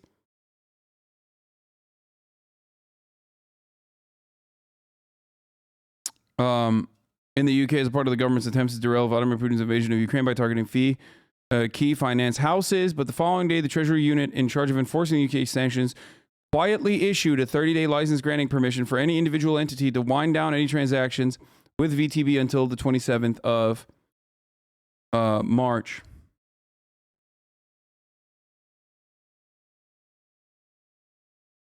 The notice issued by the Office of Financial Sanctions Implementation states that the withdrawal of any funds or assets cannot directly benefit the bank nor infringe any of the wider sanctions in place to curb the criminal aggressions in Ukraine. Leading campaigners in opposition and opposition politicians criticize the broad nature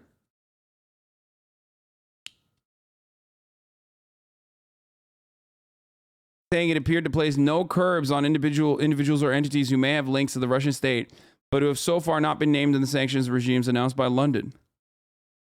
Bill Browder, the American-born financier who has become one of the leading campaigners against corruption in Russia and the Putin regime, told it's a ridiculous position for Britain to put itself in. An asset freeze needs to be an immediate and total. I feel like this is yet another way that these sanctions are designed in a way that like cripples Russian people, but not necessarily the Russian people that have a fuckload of financial ties within the West.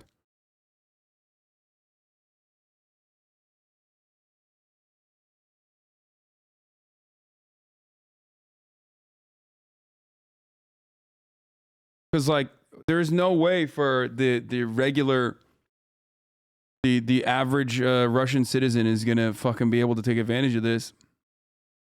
This is specifically at the behest of those who play a significant role in the British economy, Russian nationals, specifically oligarchs and whatnot, that play a significant role in the British economy that they do not want to lose foreign capital from.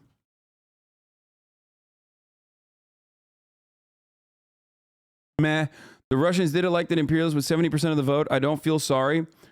Yeah, may you see the point. May you see that same exact suffering as a consequence of America's violent actions one day, okay? May you experience just a fraction. Motherfucker said, meh, so easy.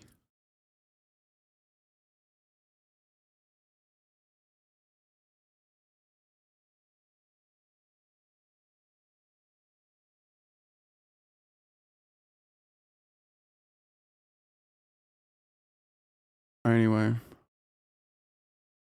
Don't fall for footy fans finding excuses for Roman Abramovich. He's literally in Putin's inner circle. This is more of a statement that they're liquidating assets and recouping because the war will not end, rather than being altruistic towards Ukraine.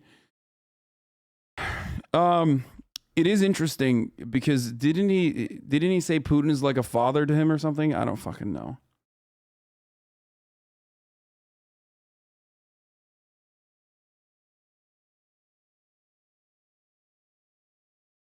But maybe he's reformed.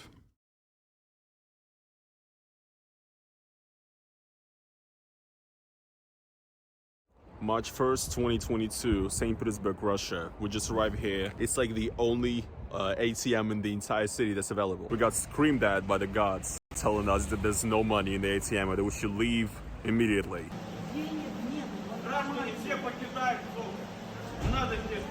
Yeah, bro, this is what it is, you know, bringing back the Soviet Union. Hey everybody, it is your boy Roman, and I guess guys, now, with everything that's going on in the world, you can officially call me hairy and bankrupt. It's official now, guys, the Russian economy is done, and so am I, you know, I'm going down with it. Yes, in this video I'm gonna... I mean, he can't even make money off this, right? Like he can't, even if there were ads on this YouTube video, like YouTube will literally not pay him the AdSense money currently with the way that sanctions work. We're talking about the overall sanctions on Russia right now, the state of the Russian economy, how people are reacting to this, what's going on. And I've actually received a lot of comments and DMs on Instagram of people saying that, like, basically people saying that I only care about money and my own well-being, like I don't care about people in Ukraine or whatever. Again, I totally understand why people might be annoyed with me, but I don't really know if there's really anything else I can do. I've made my position very clear and very vocal. Dog, it doesn't matter. They hate you, okay? That's just, you know, they hate you because they ain't you. I don't know how else to describe it. This kind of fucking attitude towards like average Russians is so insanely fucked up. So insanely fucked up. Hasan loves this guy now. No, I mean, he already fucking said this is Soviet Russia. I don't give a fuck about his personal point of view. I don't even give a fuck about his like political perspective. Ultimately, it just sucks because it is the unfortunate reality of sanctions. This is the other side of the fucking sanctions.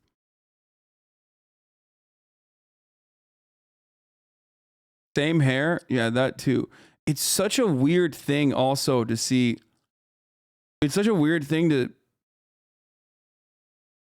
see people like celebrate, you know, fuck these people, like they're at fault. Like they have no say in this, you know? They have no fucking say in this whatsoever. What do you want?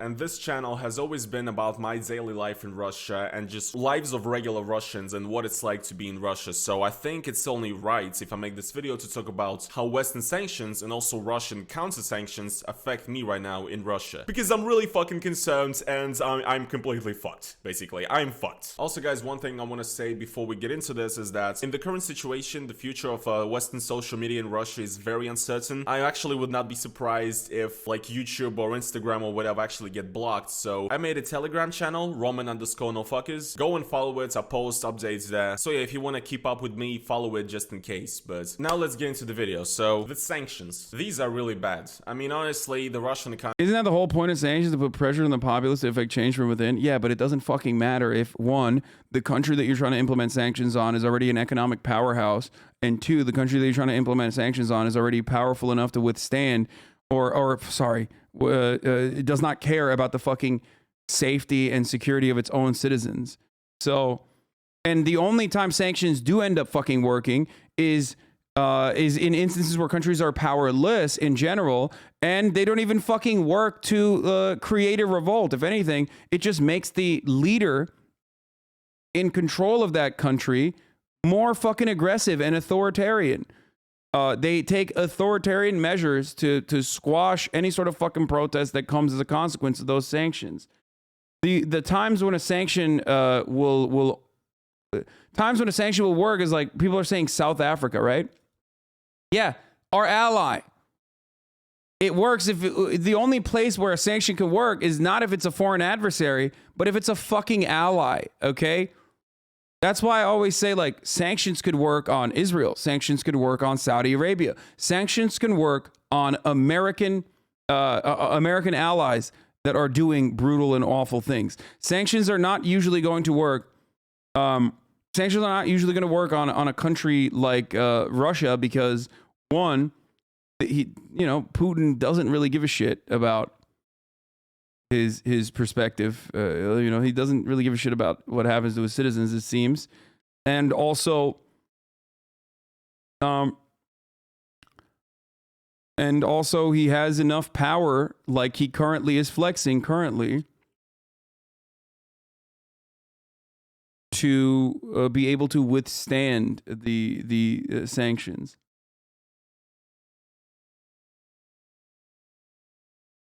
Like people saying, I think sanctions might cause Russian people to try to overthrow Putin, but I don't know. It can go either way. And by the way, I do totally understand. He said he's fucked up. How are sanctions not working again? Dog, he's a perfect example of why sanctions fucking are really stupid in this situation, but there's nothing else that you can do. So I get the other side of this argument as well. That's why I'm saying, like, it's a little bit more complicated than just being like, this is good and this is bad. He already was a fucking anti-Putin Russian guy. What changed? The only thing that changed in his life is that it's just shittier now. He's fucked.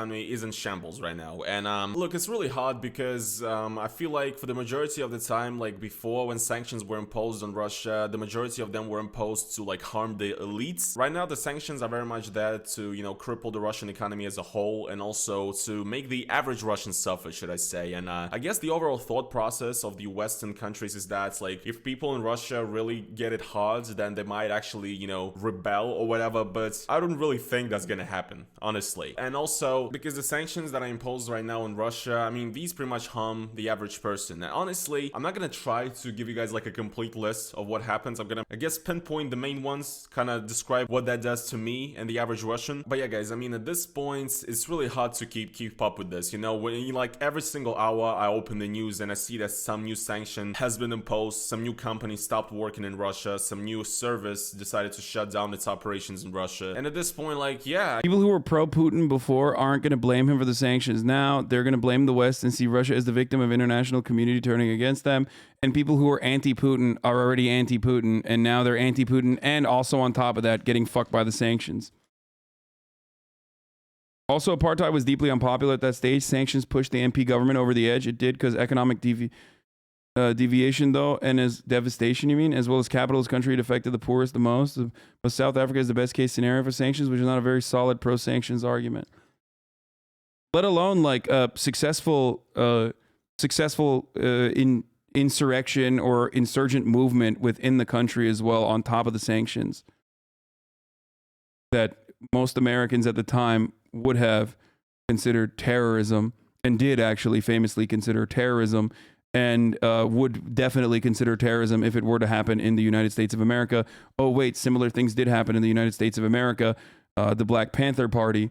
And you know, people still throughout American history consider them to be terrorists as well. So,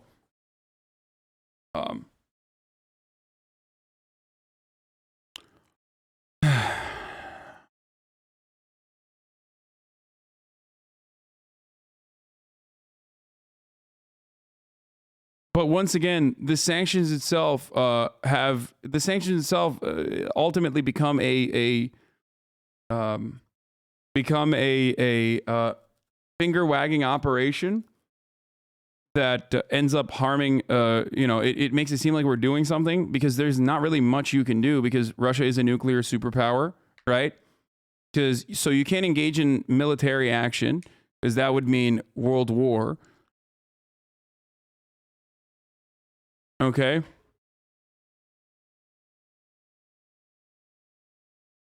But you can do sanctions, like full-blown nuclear option level sanctions, which still has like some carve-outs for pre-existing energy agreements that they have. And then also on top of that, like we saw in the UK, carve-outs for specific oligarchs that, you know, command a significant portion or have a significant portion of British interests, for example.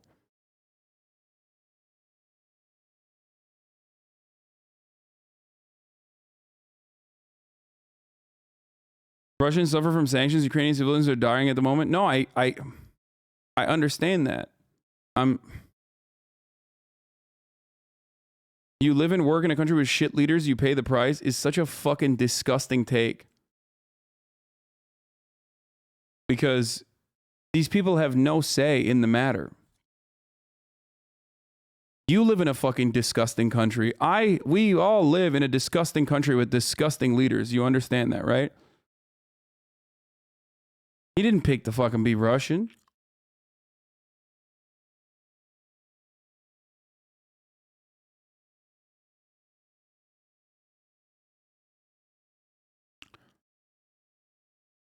I don't know.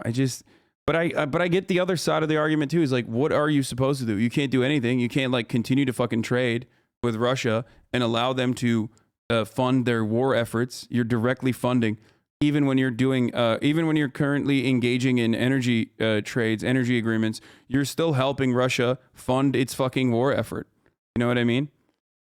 So the alternative in this situation is like sanctions also have to come with a. I feel like sanctions also have to come with a time limit, which kind of eliminates the purpose of sanctions, because then you can, you know, reshape your economy against the specific time limit.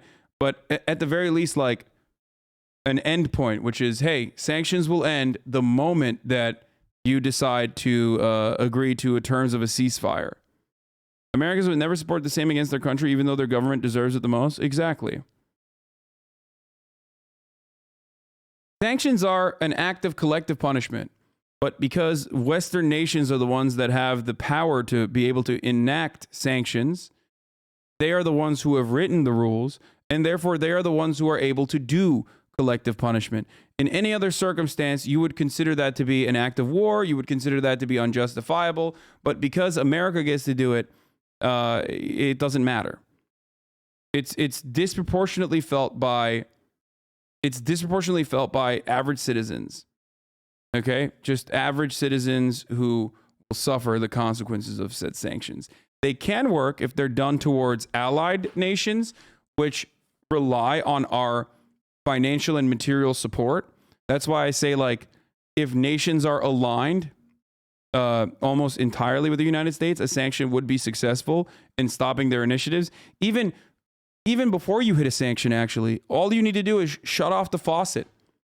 Like for Israel, for example, or Saudi Arabia, for example. That would 1000% put a immediate fucking break on the actions that Saudi Arabia is engaging in Yemen, or the actions that Israel is engaging in Palestinian territories. But we will never do that, of course. So that's besides the point, because those guys are doing the right thing, and those are not bad guys, but instead good guys doing the good thing. Because they're, you know, because they're our allies. Bad ending Hasan takes? What?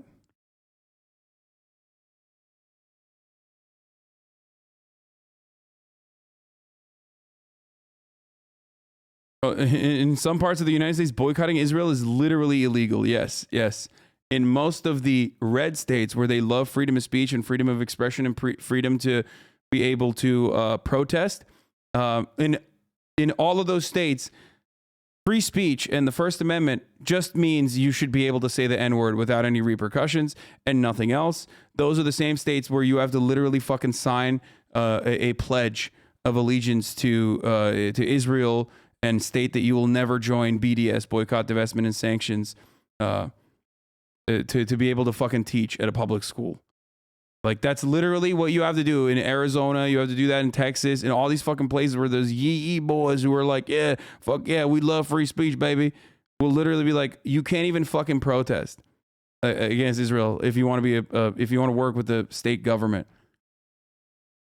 I get it. Nobody fucking likes us. Anyway, the sanctions are as harsh as they could have been, I guess. I mean, Russia got cut off from SWIFT, which is already an issue for me. Basically, long story short, if we're talking about me right now, like, I'm not able to get paid at all right now. From YouTube and from Patreon, guys, I can... How come you don't say none about the black people in Ukraine? I've said something about African refugees in Ukraine every single day. Every single day. So far. Like, every single fucking day. As a matter of fact, let's see if you've been in the chat. How do you feel about them leaving black people behind in Ukraine? Ukraine don't care about black people. Well, last time you asked that question, I probably answered you or covered it on that day. Very strange. I've covered it every single day. I covered it today as well. Not get paid. I've gotten a lot of Patreon donations from you guys, you know, trying to support me and everything, but I think it's gonna be a while before I'm able to withdraw those funds, you know. I have like a registered business account in Russia, I pay taxes and everything, and both of the banks that I had my business accounts in are sanctions and are cut off from SWIFT. I cannot make money on either of them right now. It's either, you know, I try to make a new bank account, but also the problem is that even if I make a new bank account, like a bank account in a bank that has not been sanctioned yet, nobody can guarantee that those banks wouldn't be cut off from SWIFT either. So yeah, right now guys, I mean, I'm not like starving or anything. I have savings which are burning down every second because well, it seems like having dollars in Russia right now is not even safe anymore, because, you know, I thought I'm like a smart guy because I had a lot of my money in USD as opposed to rubles, and I was like, well, if the economy crashes, I'm gonna be sort of fine anyway. But right now it doesn't really seem like having dollars in your bank account is even safe, because banks are running the fuck out of foreign currency. We just arrived here at the only ATM of the greatest bank in Russia, Tinkoff. Actually a pretty good bank, to be honest, but not in the state of the economy currently. If you go online right now and look at the ATM map of that particular bank, and I got some money in it, it's like the only ATM in the entire city that's available. And it said that it had dollars, euros, and some rubles, like 300,000. Which is gonna be worth like $2 by tomorrow anyway. But yeah, this is it.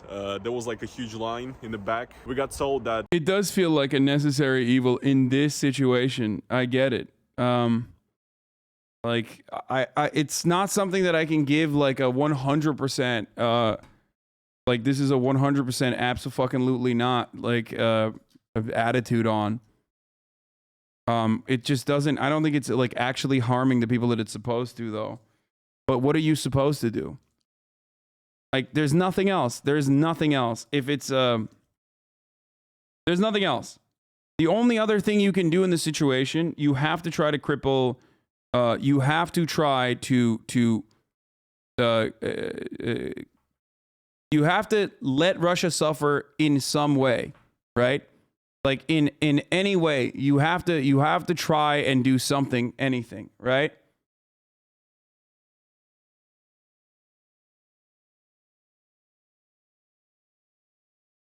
But the idea that like people are gonna revolt and all this shit, like it's not gonna. I don't think it's gonna materialize. It's not gonna stop. It's not stopping Russia from invading. The only way I can justify something like this is if you also pair that up with a forcible ceasefire conversation. Russia wants to have ceasefire conversations at the barrel of a gun with Ukraine. Okay. We all know that the main actor in this conflict, one could put an end to all of this bloodshed, is after Russia, of course, is the United States of America. Okay? If both sides can make concessions on a fucking peaceful agreement towards neutralizing Ukraine, which, of course, no matter what happens going forward, is going to fucking despise Russia anyway.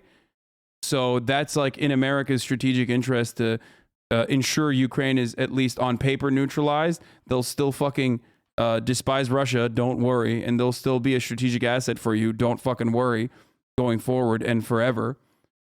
I feel like that's having ceasefire negotiations by definition done at the barrel of a gun. That's why they're called ceasefire. Exactly, but that's what I'm saying. America is like pointing an economic gun at Russia, while Russia is pointing a literal gun at Ukraine. And no, I do not think it's too late for that. I do not think it will ever be too late for that. There's no, that's how wars end. There's no way in which there is like a total militarily defeat.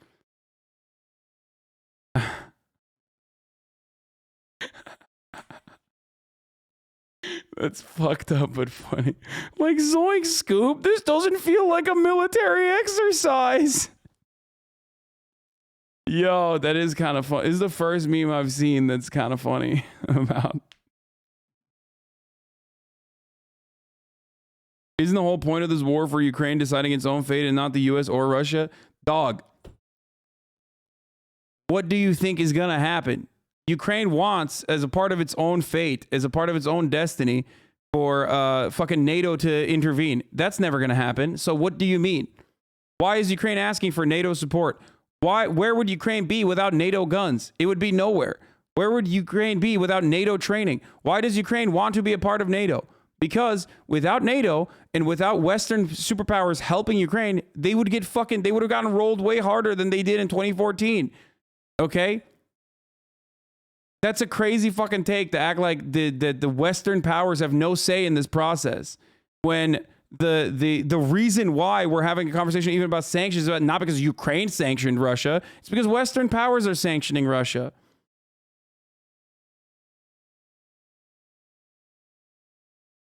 They should be. I feel like we've abandoned them. The abandonment was going to happen from day one. That's what I've been trying to fucking say. Joe Biden has been saying for months, of course we're not going to send American troops there. Of course we're not going to send American troops there. And the reason for why we were not going to send American troops there is because that would mean World War III. That would mean a nuclear superpower and another nuclear superpower fighting each other, which is, you know, nuclear holocaust. Dude, fuck NATO, but a neutral Ukraine is something that simply cannot exist, like 0% survival chance. And even if that is the case, even if neutralization of Ukraine is not something that you can even do, so you're saying that without NATO, Ukraine wouldn't have been able to resist this successfully? There's two arguments here. Of course, without NATO, Ukraine wouldn't have been able to resist it successfully, which legitimizes NATO, right? I get that. Certainly. Vladimir Putin is legitimizing the reason, the stated reason for why NATO exists, right? By behaving this way, by doing this, exactly this. But what you also have to recognize, what you also have to understand is, and this is my analysis from before Vladimir Putin invaded, and because he's behaving in this like super erratic and super psychotic fucking way, I don't even know if it's something that we can know to be true anymore. Okay, what I'm about to say. But without NATO, there's no reason for Vladimir Putin to invade Ukraine unless you legitimately believe that he's like Duganist. He wants to fucking invade all these other countries. He wants to invade everybody. He wants to maintain territorial control. And that's the ultimate goal here. And if he hadn't invaded Ukraine, I would disagree with you vehemently. But now that he has invaded Ukraine, I don't know. Okay? And not invading Ukraine in the same way as like Crimea, but in full-blown invading Ukraine. Because this is even more than what happened in Georgia. Okay, this is an act of aggression that goes beyond what happened in Georgia, the stated interests of Georgia, the stated interests of what he claimed was happening in Georgia. Okay? And Georgia, which is a much, much smaller country than Ukraine, of course. But there's a reason why he didn't do this to Finland. There's a reason why he didn't do this to Ukraine for a very, very long time. And there's a reason why he didn't do this to Georgia for a very long time as well.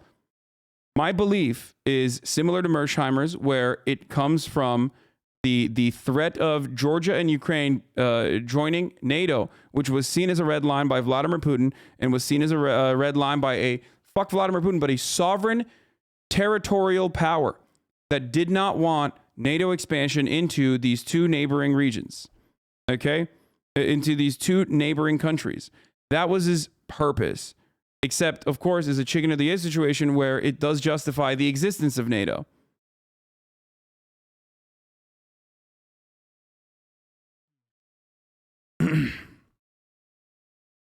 He's invading to put a puppet government in control. Our government just told him to fuck off. Therefore, he started an invasion. NATO doesn't matter.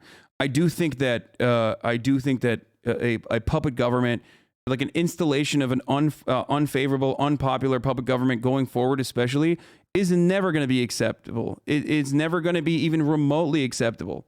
It's just not. It's a wrap.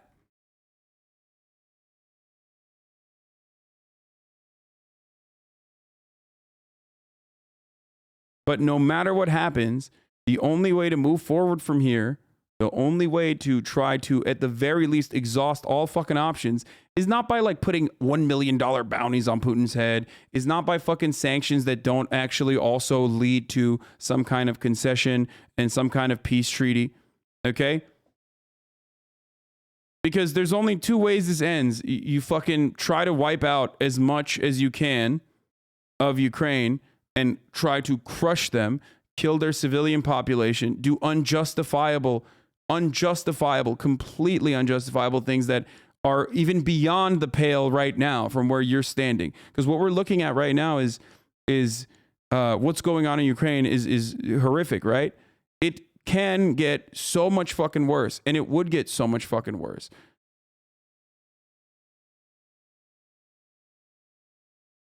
So either Vladimir Putin just fucking rolls over Ukraine and is like carpet bombing, okay? Is carpet bombing Ukraine and then installs like some puppet leader, okay?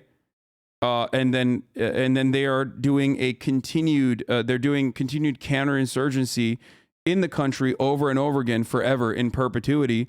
And this country already now has a fuckload of guns, fuckload of weapons, okay?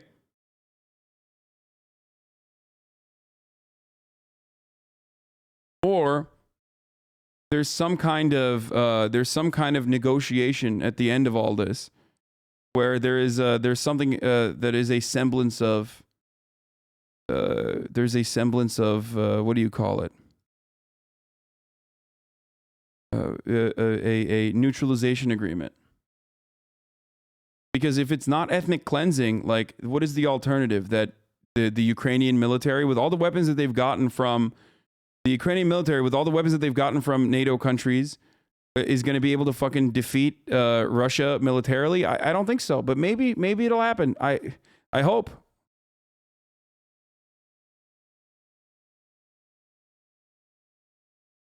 But it doesn't seem likely. Because Hillary Clinton famously talked about Afghanistan the other night on MSNBC, which is, of course, laughable. Okay? Hillary Clinton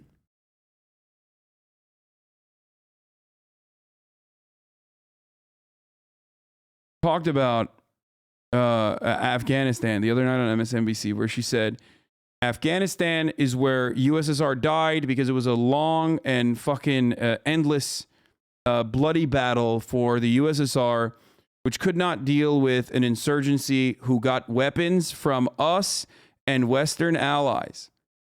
Okay? That's what she said. Now, of course, that's a lot of irony there. Here, I'll just show you the actual video. You know what? As a matter of fact, I'm going to show you the actual video here.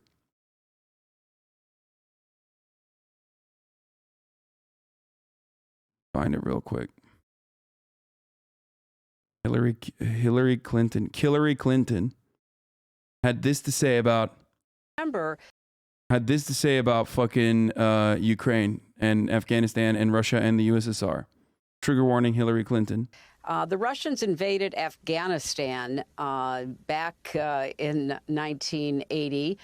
And although no country went in, they certainly had a lot of countries supplying arms and advice and even some advisors to those who were recruited to fight Russia. It didn't end well for the Russians. There were other unintended consequences, as we know. But the fact is that a very motivated and then funded and armed insurgency basically drove the Russians out of Afghanistan. Obviously, the similarities are not ones that you should bank on, because the terrain, the development in urban areas, et cetera, is so different. But I think that is the model that people are now looking toward. And if there can be sufficient armaments that get in, and they should be able to get in along some of the borders. Bro, some of y'all will literally say anything in the chat. I saw someone say, yo, Hillary's looking fine as fuck. Someone in the chat unironically said, damn, Hillary's looking fine as fuck. You need to find God, okay? You understand me? You need to find God. The fuck is wrong with you, bro? You need to go to jail, okay? Down horrendous, dude. Down worse than that fucking Texas congressperson who literally risked it all for the ISIS bride. God damn.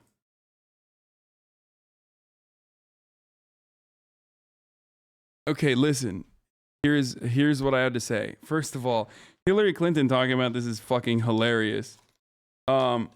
Secondly, Secondly, what the fuck happened in Afghanistan? And then what happened? You know, the USSR invasion, first of all, is not a direct comparison because, like, while the Ukrainian government is aligned with the West, it's not like the West fucking invaded Ukraine or America invaded Ukraine. Russia invaded Ukraine. USSR went into Afghanistan at the behest of the communist government, okay? And there's a bit of that story that she is not telling. I don't know if it's on purpose or maybe she is unaware of it. Probably a bit of both.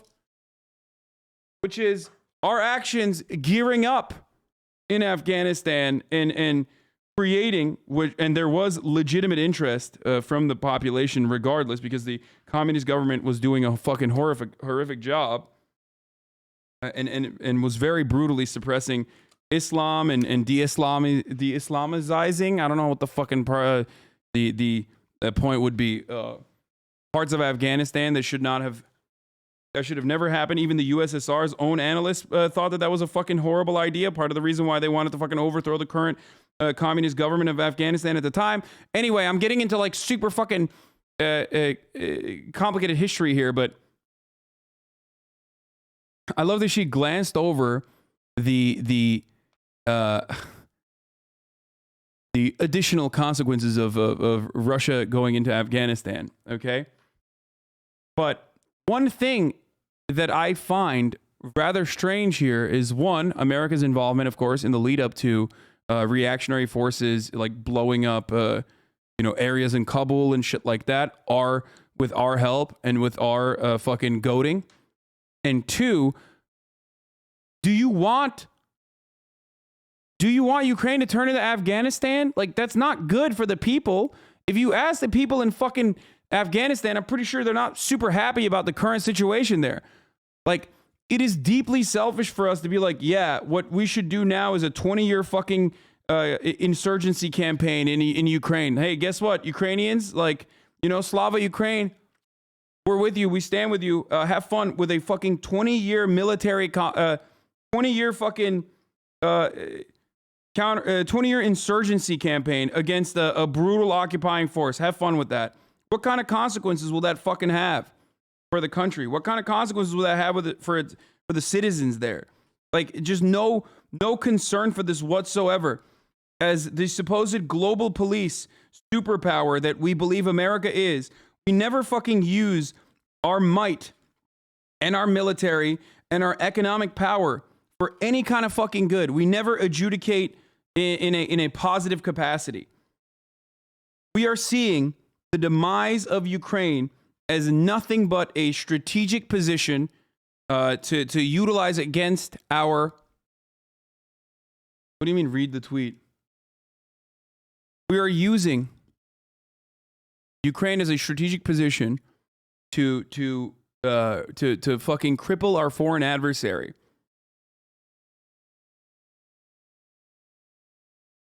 Okay? We have the power to put an end to this. We have the power to put an end to all of the fucking evil wrongdoings on this planet.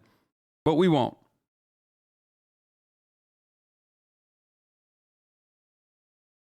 We won't. Between other nations and Ukraine, and keep the Ukrainian, both their military and their citizen volunteer soldiers supplied. That can continue to stymie Russia. Now, let's be clear that Russia has overwhelming military force. But of course, they did in Afghanistan as well. They also brought a lot of air power to Syria. It took years to finally defeat Syria in terms of the insurgencies, the democratic forces, as well as others who battled the Russians, the Syrians, and the Iranians. So if you're fighting for your homeland, you're fighting for your family, you're fighting for your ideals, that's far more powerful than sending in these poor, young Russian soldiers who didn't even know where they were going until they crossed the border and people were screaming at them and they realized they were in Ukraine. So I think we have to watch this carefully. We have to provide sufficient military armaments for the Ukraine military and volunteers. And we have to keep tightening the screws. I don't have a problem with fucking arming Ukraine as long as we're not presenting them with a fucking false hope that they can defeat Russia without taking on significant amounts of fucking human casualties. And we are goading Ukraine, just like dangling NATO membership in front of Ukraine when it was never going to happen. We are goading Ukraine into extending the fucking conflict. Everybody now, of course, as a consequence of fucking Russia behaving in the way that it did, is now under the firm suspicion and firm belief that, like, they are trying to do the Russian Empire. They are trying to do the Russian Empire. They're going to do the Russian Empire. So there's nothing you can do. There's nothing you can do but just fucking what? Throw Ukrainian bodies? Throw Ukrainian bodies at the problem? You know, there's no other way. There's no other way out around this. You played the clip. What do you mean? What clip?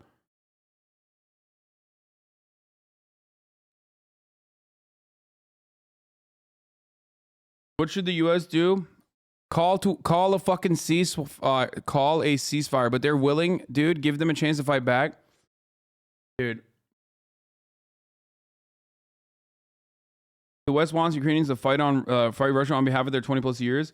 The West does not care about Ukrainian deaths, and Ukrainians want to fucking probably fight for 20+ years. Like there's probably plenty of fucking. There are probably plenty of fucking Ukrainians who are like, yeah, we'll fight for as long as it takes. But it does not matter. It doesn't matter.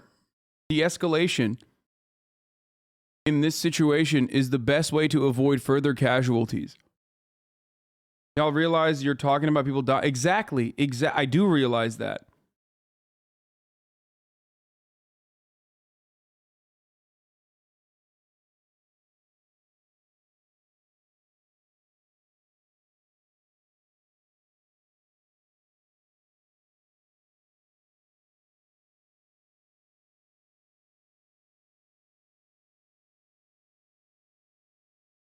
So what is the solution? Putin will not go for a ceasefire at this point?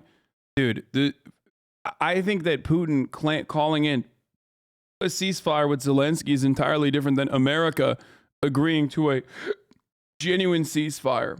And even if it doesn't work, right? Even if that ceasefire agreement does not fucking work, right? Then what do? Then it's back to fucking square one. Okay? Do you understand?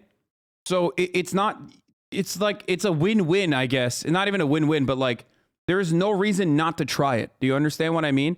Because if Putin's going to fucking Putin and he truly wants to restore the Russian Empire, then Hasan, you are naive to think Putin could ever accept the laws? No, dude. It's not naivete in this situation. It's exhausting every fucking option. And if you don't trust, you're sounding pretty not cool right now. And if you don't fucking trust Putin, and I totally understand why you wouldn't, okay, obviously, why the fuck would you? He's literally bombing the shit out of Ukraine right now. Then nothing changed from yesterday to today. Do you understand?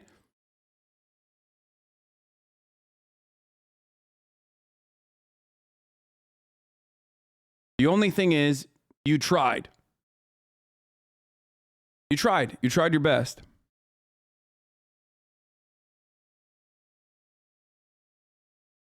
I personally don't think Ukraine will lead to World War III. What would is the collapse of Russia? What would lead to war for control over territory installing governments by both NATO and China?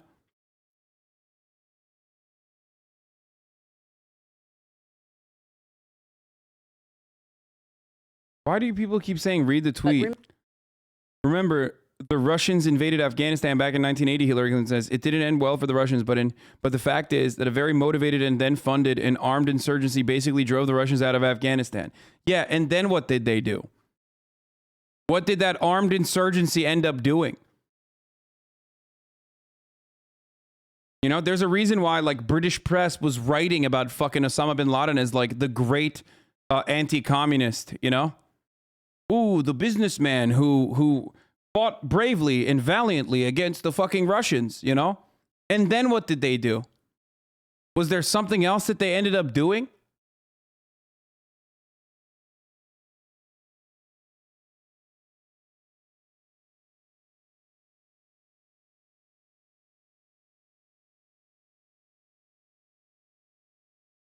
Anyway, look, I don't know. I don't know what the fuck will happen, but yeah, Ukrainian Special Forces will no longer capture Russian artillerymen.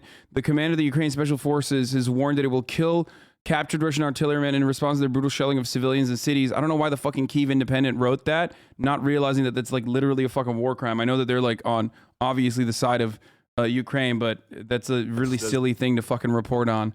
I would do my very best to hide that if I was, you know, trying to you know, do propaganda for one side. It's nothing.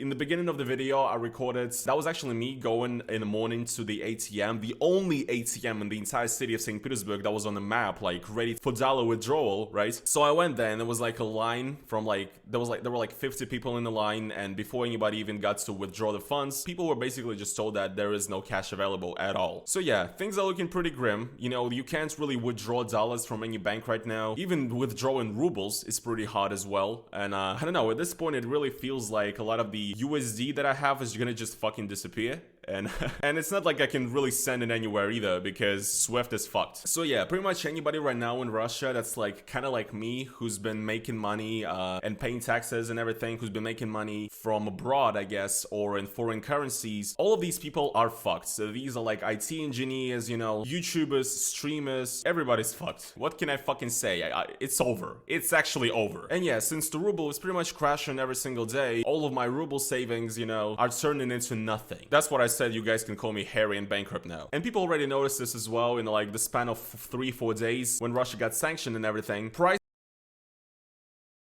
Based logic 1. I'd rather die fighting than live a coward. I stand with the Ukraine people who wish to fight against invaders. You are a neurodivergent YouTube essayist watching pasty little shitbird who has not seen sunlight in the last 18 years of your life. You can fucking do the Bayesian logic shit and be like, I stand with the fucking Ukrainian people. But if you're not fucking joining the Foreign Legion and taking up arms, then shut the fuck up. Okay? We're talking about people literally just like being goaded by those who have absolutely no fear of Russian involvement, hyping this shit out.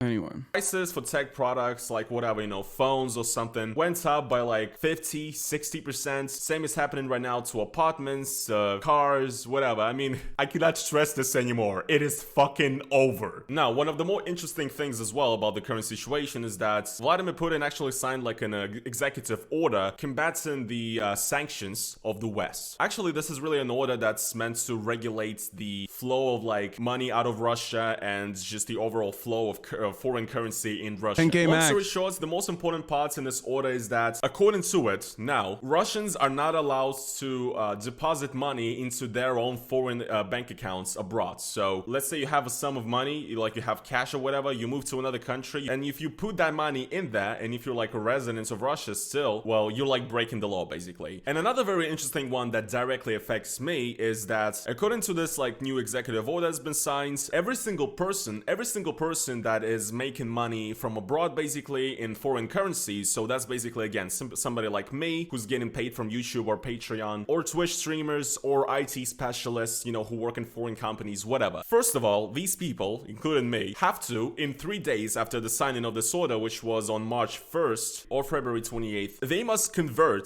80% of all of the foreign currency earnings that they've had since the beginning of 2022 to rubles. You get it? So if you were making money from the start of the year in like dollars or whatever, you cannot keep that money in dollars. You have to exchange in your bank 80% of that income from the start of the year to rubles. And second, every single new payment that you're going to be receiving now in dollars as a YouTuber, IT specialist, whatever, if you're getting money from abroad in a foreign currency like dollars, now when you receive those dollars, within 3 days of receiving the funds, you also have to sell 80% of those funds. I mean, not sell, but exchange 80% of that income to rubles. I'm speechless. I am speechless. Now, I clearly understand. That is, if he can get the money, which a lot of Western countries have already said, no, you're not getting the money. They've completely shut off payment too. I want you to see the human toll of this from the point of view of like a YouTuber, because you recognize, you watch a lot of YouTubers, you probably watched this dude before, watch Twitch streamers, so you understand it a little bit better when it's like someone that you have a personal involvement with, and it's not just some random babushka in the middle of the fucking street being like, we're gonna die. Why this was done. Basically, actually one of the hottest sanctions, one of the harshest sanctions that was announced on the Central Bank of Russia, which is like the main bank of Russia that actually regulates the use of currency and funds in Russia. And also what they do usually is that the bank of A YouTuber is not a regular person, but it's one that you were probably going to feel more familiar with. Russia, it has, well, they had a pretty big like reserve of foreign currency like dollars and euros and Chinese yuan. So basically they would use that currency in order to essentially just sell them and to buy rubles to sort of keep the rates up, because right now obviously with the panic in the economy and everything, a lot of people are changing their rubles to dollars, but the supply of dollars is so low that in most banks, like when you go to buy dollar on the app, it says that you can buy a $1 for like 150 rubles. It's over. It's fucking over. Holy shit.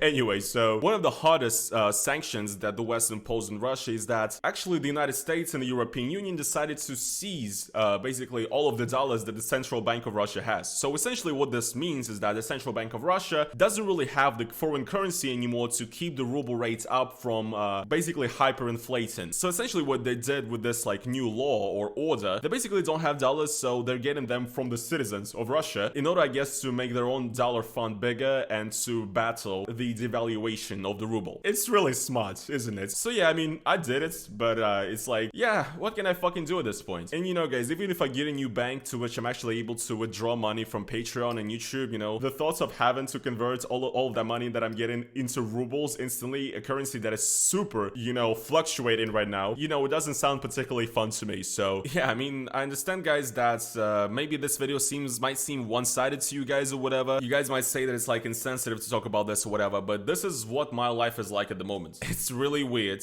it's almost surreal, and it's frustrating, and I just want to share it with you. So yeah, I really don't know what the further move is now. What I did is that I actually opened up crypto wallets for donations. So if you guys want to donate some crypto to me, be my guest, I guess. I mean, again, I'm not gonna pretend like I'm fucking starving over here, not yet. So yeah, you might need that money more than me. Some other people might need it more than me, but yeah, if you're like a fucking crypto billionaire and if you're into it and if you somehow share my pain in the situation, I guess, so I'll put them.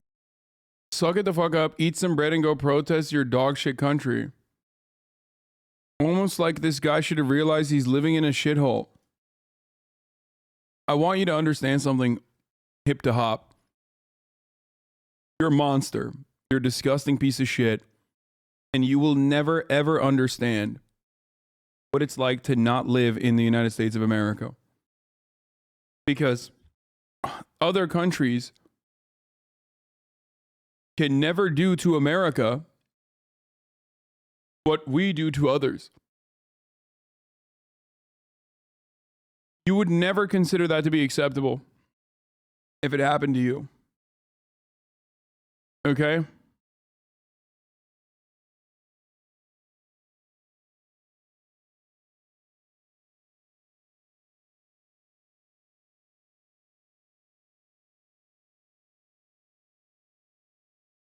I'm friends with the person that can't leave Kharkiv. Sorry, I don't care about this guy. I understand. I'm just showing you the other side of this, okay?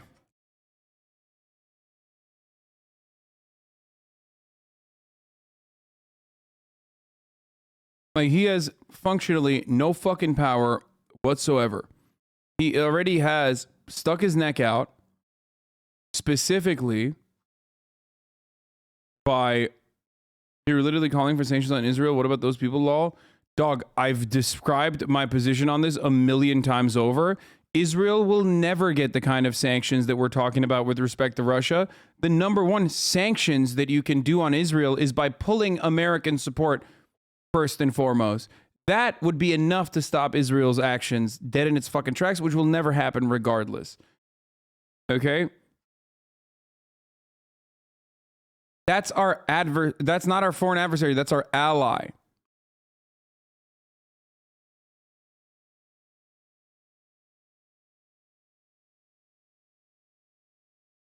He literally is already sticking his neck out and made another video saying like Russians are against this invasion. Russians don't find this invasion to be justifiable. Like, he already made a fucking video. Them like in the description and in the comments down below. So yeah. So like what that is significantly more powerful than anything you will ever do for the rest of your fucking life. He's already sticking his head out. He's sticking his neck out.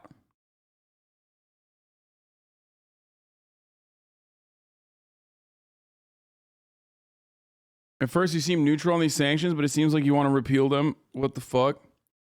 I want sanctions to come with a fucking an amicable solution. I understand that we are all powerless in the face of Russian action, okay? There's nothing we can do considering that Russia is a nuclear superpower, and you're not going to get NATO involved because that would mean nuclear holocaust.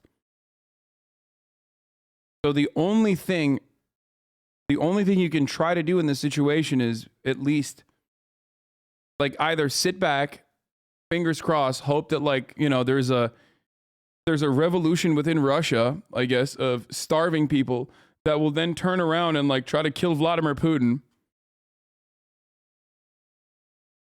Okay? Which is the goal of these sanctions, which is not going to fucking happen. I hope it would, but I don't think that's, you know, that's something that could happen.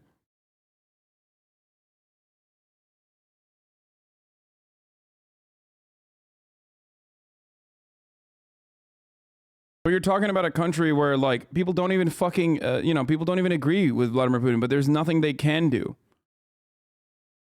There's nothing they can do.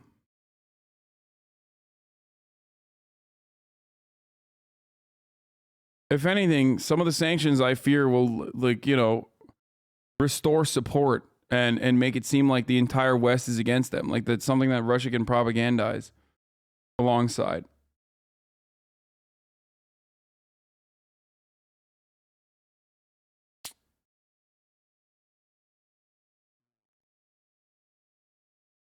You know that it's not going to be hungry people, but people around him?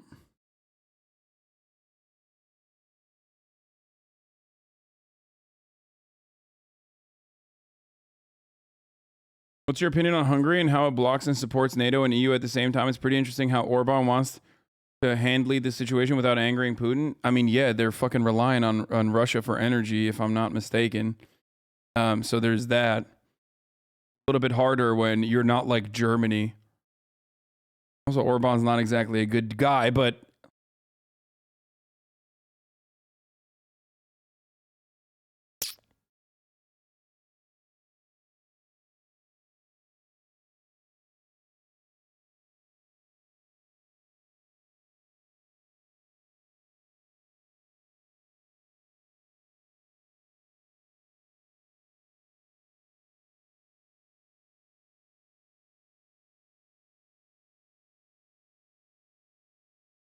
why do every extremely online American seem to want every Russian, regardless of civilian or not, dead? Because Americans are a fucking hoorah nation, okay? And Americans only know go mode. That's it. There's no other way to look at any other situation. It's just hoorah. It's yee. It's let's get him. Let's sick him. You know, it's American exceptionalism. It's the attitude that's baked into the heart of every fucking American citizen. The belief that what we're doing is always right and our fucking foreign adversaries are always in the wrong. In this situation, our foreign adversary is in the wrong. Okay? But ultimately, the way to deal with it is by punishing everyone and anyone, you know, scorched earth. And of course, for the people that are saying, you know, oh man, what about the fucking Ukrainians? Like, what about Ukraine? You don't care about Ukrainians? Like, I mean, I cover Ukraine non-fucking stop. So obviously I do care about the Ukrainians. I'm not raising money for Russians. I'm raising money for Ukrainians right now. So just remember that. But anyway, let's continue. To get more now in the war. Tensions rise in Russia as West inflicts new punishments for Ukraine's attacks. Tensions rise in the chat at the top of the hour when chat realizes that a 60-second ad break is coming. And if you no longer want to see those ads, all you need to do is subscribe. Subscribe for $5 or for free. So you don't care about Russians? What the fuck? No, of course I do. I don't know how to fucking help Russian people right now. You subscribe for $5 or for free with a Twitch Prime. Okay? Hasan, you're literally white. A fact that I acknowledge and recognize. Don't know why you just brought that up. I don't know how this is even remotely fucking relevant in this situation. Anyway, here's the woman ad break now.